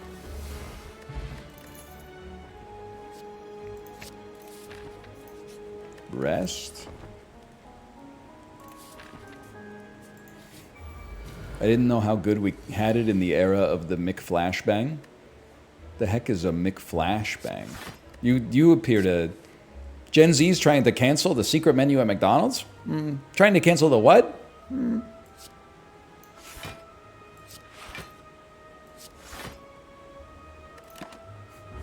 That's not what it was called when I was in university. That's all I'm going to say. Now, did I ever get one? No, it always seemed like just a little much.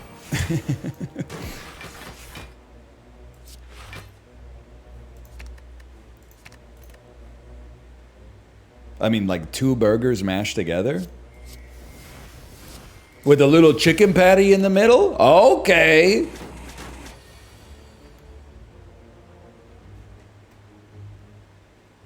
I want to leave you on lethal, but not kill you. That way, Ritual Dagger can pop. Well, it was worth a try. We're not really a stancer here. You got me confused with some other guy. Now it's your turn to cry.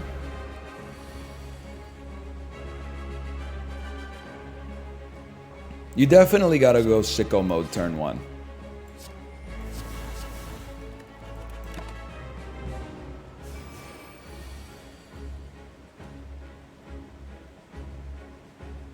That's 160 damage.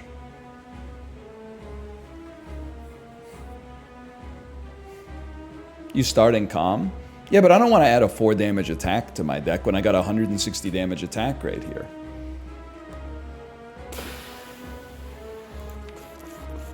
It's crazy that I'm not gonna tantrum into it. Unless, maybe I am gonna tantrum into it. But I might not attack you, which is kind of crazy. Because I don't want to take 14. Let me take a peek at something real quick. I mean, sure, that would be nice. Tantrum does 12.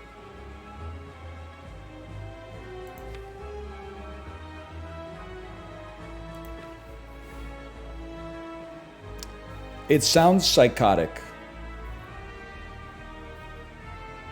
Well, no, we gotta hit him. Yeah, that definitely has to be done.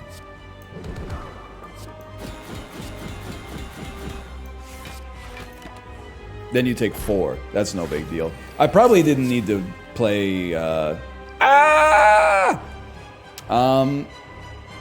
probably didn't need to play the power, if anything. Call that exact change. Don't want to see it. It's not that bad. 58 damage. Come on, man. Come on. Come on, man. Come on, man. I'm gonna stall you just because, like, Expunger definitely... This is the worst decision of all time. We drew Expunger anyway, but I'm like... Nah, you should just kill him. I really thought maybe there was a way Ritual Dagger comes back around, but... Fairy in a bottle? Kind of nice. Devil form? It sounds crazy. I don't think it's necessary.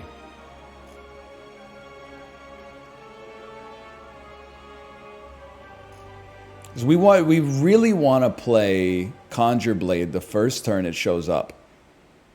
We can't stall to like make the Expunger better later. I'm sorry to say it. That's +2 max HP for a guy like me.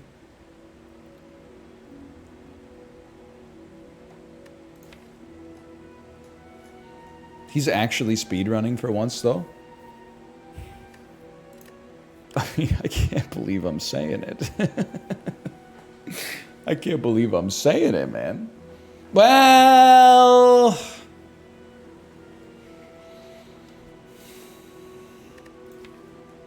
Yeah, I was just gonna say, it does screw up my miracles. Fusion Hammer? That's true, we don't have that much to upgrade. We could totally get by with Fusion Hammer. It's not that bad. I mean, it's the worst it could be, but it's not that bad.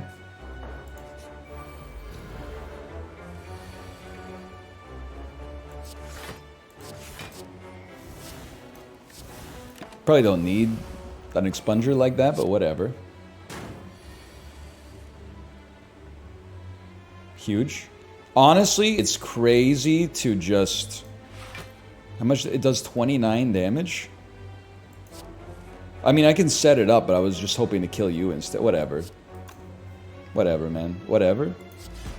Just get iced. See if I care.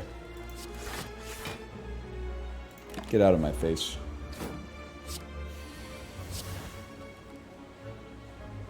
It's a beautiful opportunity to kill you. Did you get Ritual Dagger early? Not so early. But it's popping okay.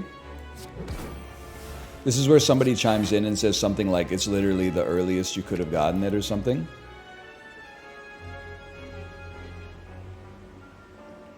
I gotta do, like, you gotta walk this through step by step, man.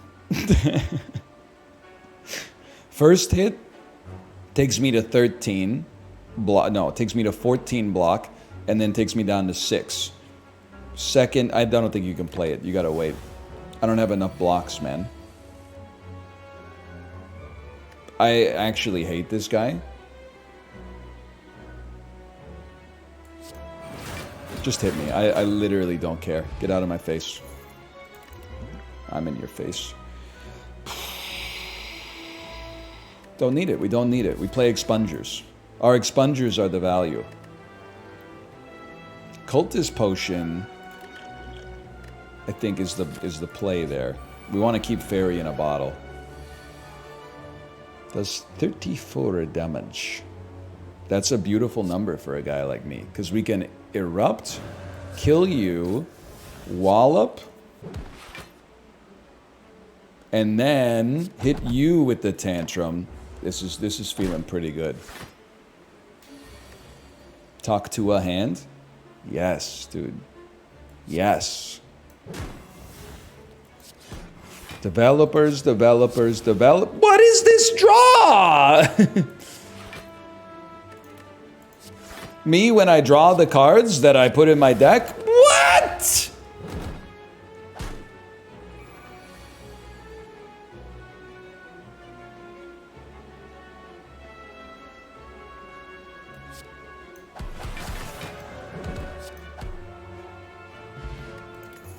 Oh, that's right. Ritual Dagger doesn't count unless it's the last Andrew. My mistake. That is my mistake.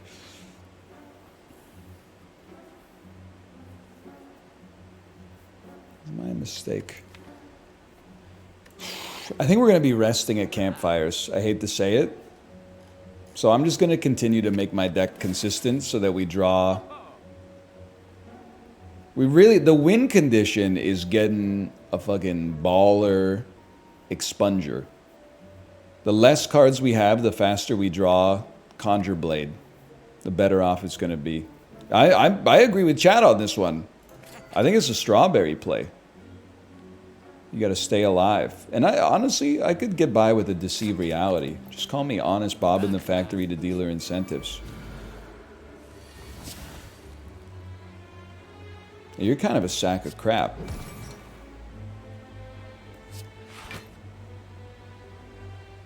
I love that, though.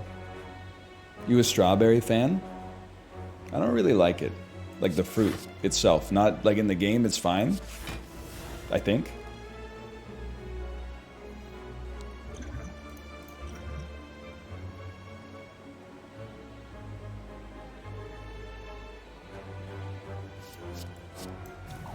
It's pretty spooky.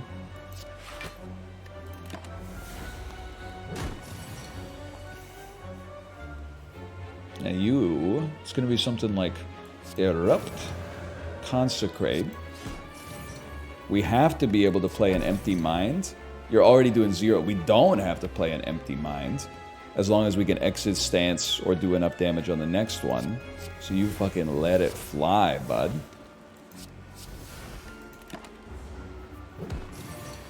$120 damage. Cute. That's cute.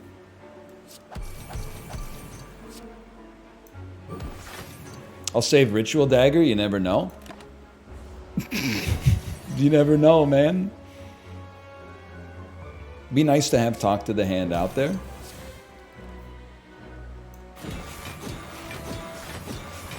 You never know, maybe I'll have 660 damage next turn.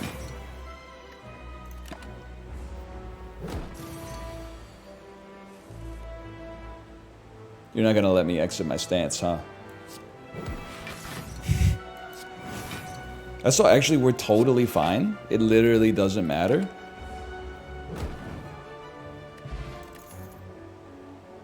I think Empty Body's kind of important too. We do need some block.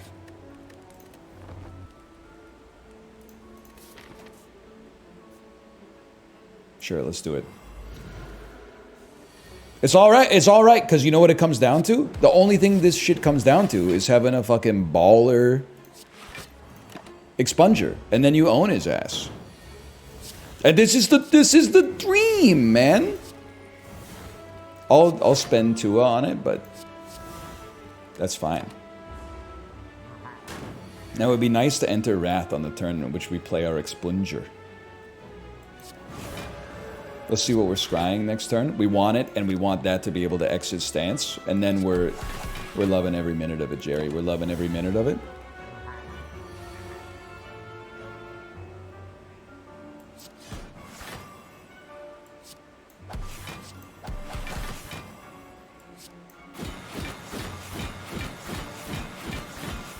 And then, brother, I don't even know if I want. Well, we're going to be able to enter stance next turn anyway. Okay, so yeah, that's fine.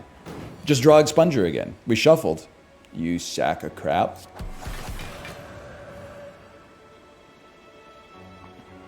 You know what class I must have missed in my life? The class that lets like old guys have great idioms. I feel like I'm doing okay on the idiom department. But like old people always say something like you're 10 pounds of crap in a 5-pound bag. It's such like a gangster line. I don't know how you learn that. Like I never got the lessons, man.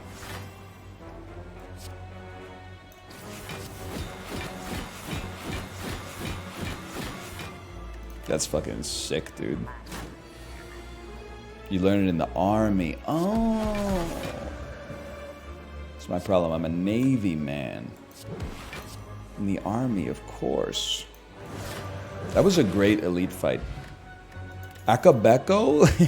If I could just stall and play Conjure Blade on turn 1 for 9, and then Expunger for 400 on turn 2, with a potion that puts me in the Wrath state. Actually, Fear No Evil could be kind of pog.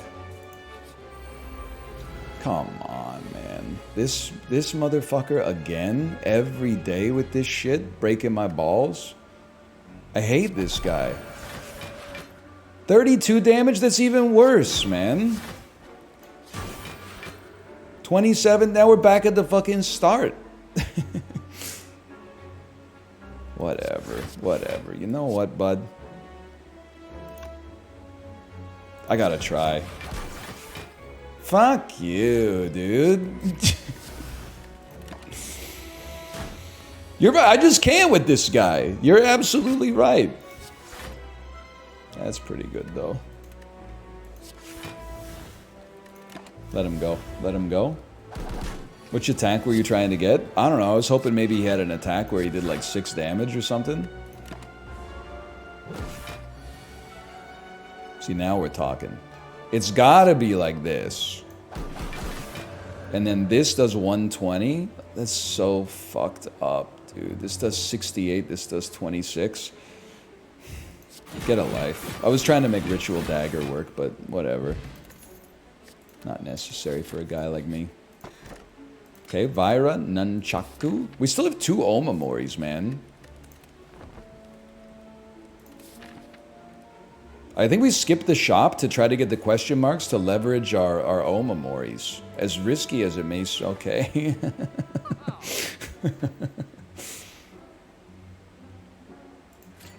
Whatever, man.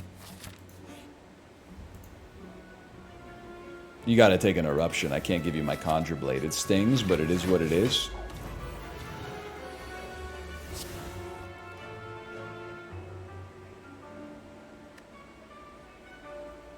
Let me see.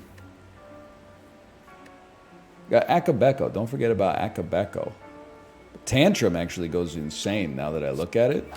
Tantrum Akabeko goes crazy.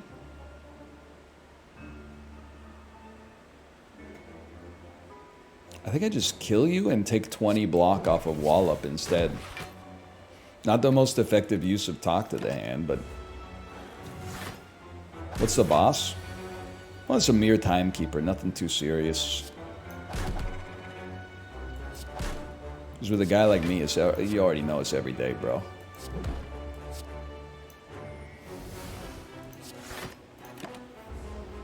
Timekeeper, I don't think our deck is like uniquely bad for dealing with the Timekeeper, to be honest with you. I think it, because if anything, yeah, Conjure Blade kind of hard counters him. 2 Cultist Potions, too. Now, the real problem is we got to make sure we don't die on this one, because I'd love to keep the Fairy in a bottle as well.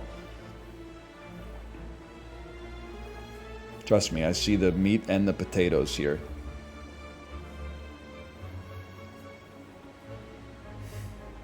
You gotta get a kill.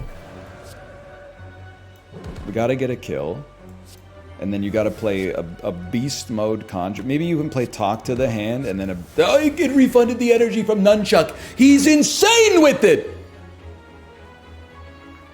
Now, if I'm being 100% copacetic with you, I'm tempted not to enter Calm, but I'm gonna enter Calm. But I'm gonna enter Calm attacking you.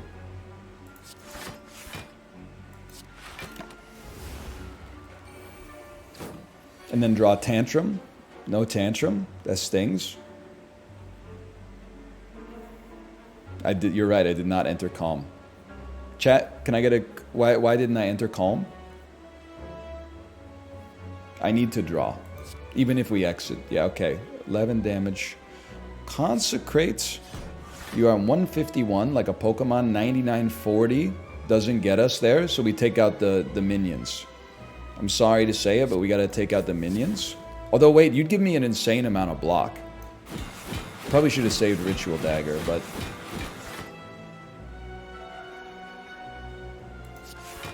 is what it is. Yeah, okay. It's alright. I didn't notice you were attacking. That one might not be based on probability. That one might be based in reality. Still attacking? That's like serious get a life hours. Ornamental Fan. It is tempting to dump Fairy in a bottle for a Dex Potion, but nah, man. Nah. We won't be doing that.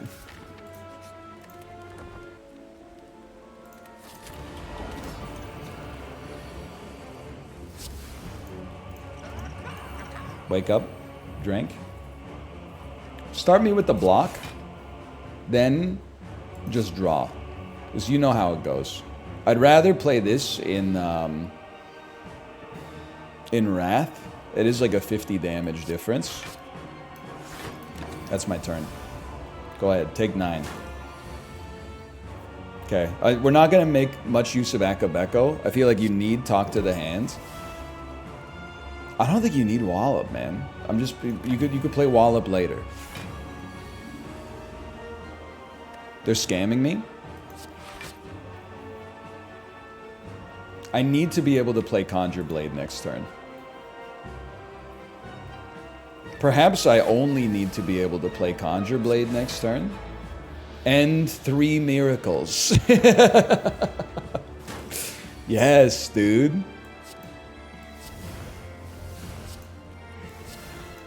And now you're all gonna pay!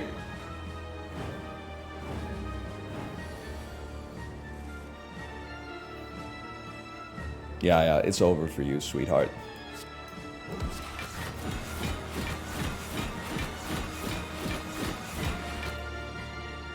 Now you're gonna take a turn off. Which is good, we might just chill too.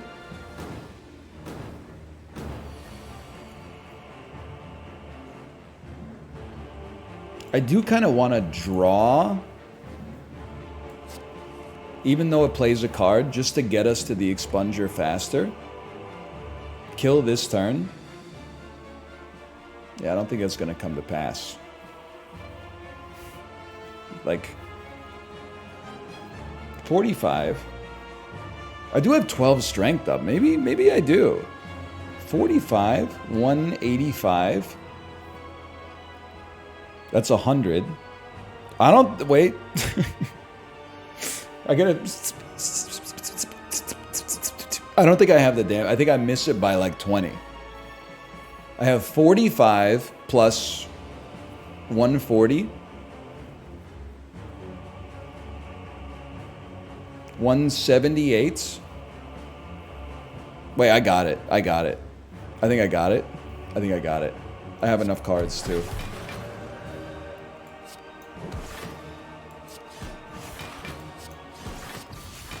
And we got it with Ritual Dagger.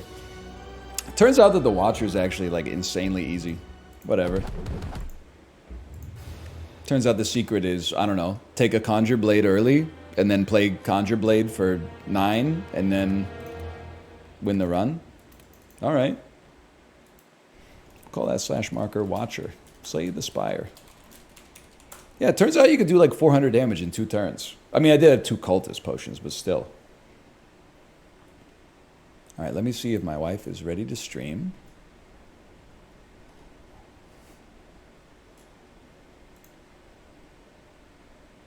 I will test that by typing hello. Are you ready to stream? Smiley face. Good stream today, good stream today. I don't know what we're going to do tomorrow. We got to get Gaben to put Deadlock on at like 6 a.m. Pacific time.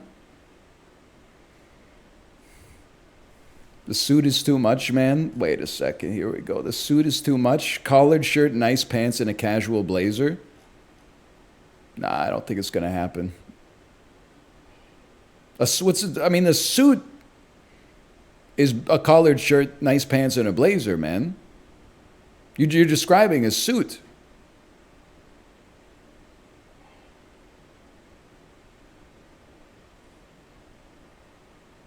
I'm not an overdressed at the function sort of guy. I'm just trying to figure out what the appropriate level is.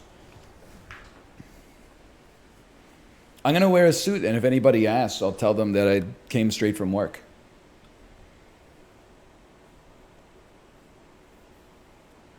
Dress pants and a polo? Nah, they're going to think I'm a realtor. No disrespect. Maybe the only worse job than a streamer. Bro's really watching the credits. Polo's too casual, I think. That's my take, man. I would definitely be more comfortable being slightly overdressed than underdressed. Because overdressed, you can always just lie. I mean, let me put it this way. One standard deviation underdressed looks bad. One standard deviation overdressed fits in. When you get 2 standard deviations overdressed, that's where you're like, oh, this guy's weird. Like when you show up to like your first day of university in a suit and you're not in business school. And everybody else is wearing like a Nirvana t-shirt. That's where you're off. But like if you're the only motherfucker who shows up in a polo shirt and everybody else is wearing suits, they're looking at you to be like, you know, hey, there's a guy throwing up in the corner. Can you go handle it?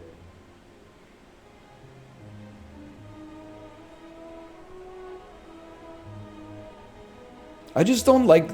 I feel like business casual is just too much. There's too much individual interpretation that comes up. Like, I know what business is. I know what casual is. But what the hell is business casual? It's too vague.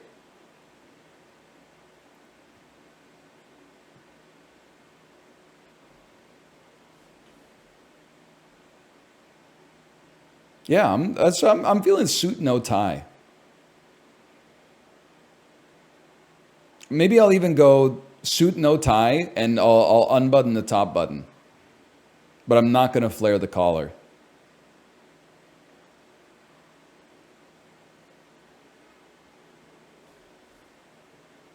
Top 2 buttons? No, this isn't Miami.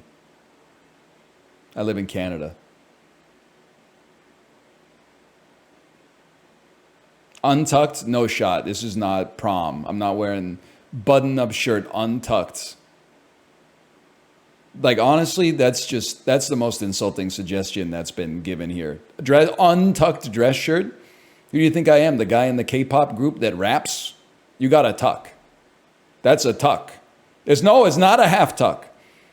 That's like a lampshade on the head. You're not half tucking. This is like a school thing, man.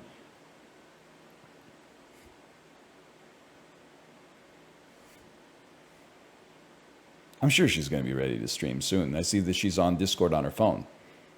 So surely because she's in Discord on her phone, she's seen the message that says, hello, are you ready to stream?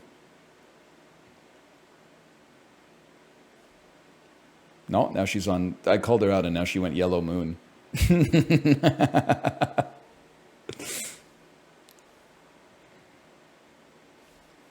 I'm always watching.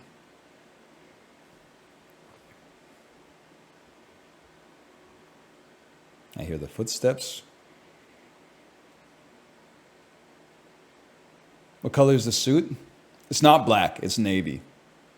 I think that puts it less towards business formal and more towards business casual.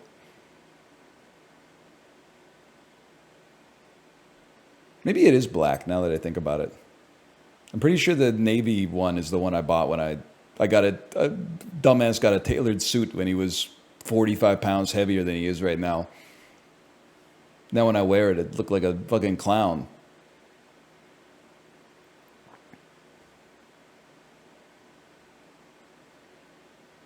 How much you weigh now? 165? Although, maybe it's good business casual to wear an oversized suit because they'll be like, if people are like, whoa, what's with the suit? I'll be like, sorry, I just came from the 2003 NBA draft.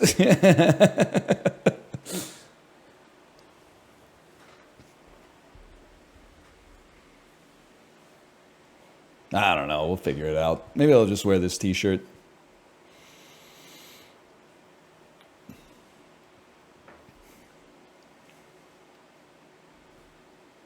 Nice to meet you. My name is Bryant Big Country Reeves.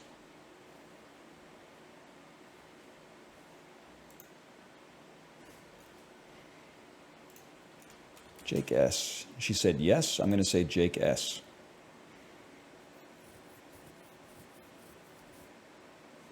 Which side do you dress? What does that mean? What side? What side? My closet's on the right.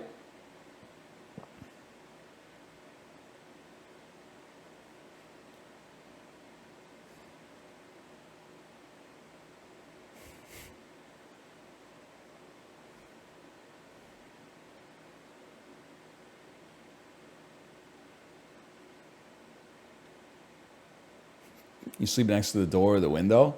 The window. Unless we're in a hotel, in which case I sleep on the side that doesn't have the outlets. This is like a Jerry Seinfeld bit waiting to happen if he wasn't still doing shit about like driving on a parkway and parking on a driveway. Every single hotel on earth needs to have outlets on both end tables. There's nothing worse than being in a hotel that was built in like 1921 and there's one outlet like next to the TV. And you're like, fucking really, dude? Couldn't just like get an electrician in here? Like we need a phone charger next to the bed. That's what you do. And then when you only get one charger, you gotta be the good husband, right? You gotta be like, okay, fine. You can sleep there. I'll deal with my phone being either like sleeping with no phone or alternatively, you know, waking up with your phone on like 41% battery life or something like that.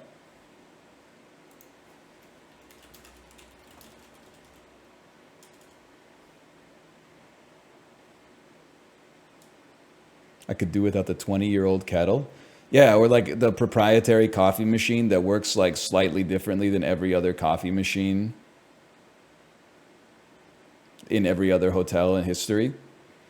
They make you look like, you're like, it's a Keurig, how hard could it be? And then you fucking fill the reservoir with water and you put the pod in the thing and then you push down on it. You press the one button and then it just makes a bunch of noise, but the coffee doesn't come out. So then you put like more water in it and you press the button one more time and it shoots, it starts smoking and smelling like the electronics are melting.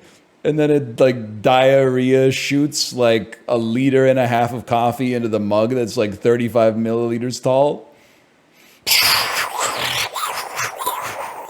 It just smells like pure burnt coffee beans. Shit's so sad, man. All right, I'm gonna send you over to my wife's stream. Enjoy your evening, and I will see you. I'll see you tomorrow. Assuming I don't get killed for wearing a suit. Imagine that's my last words.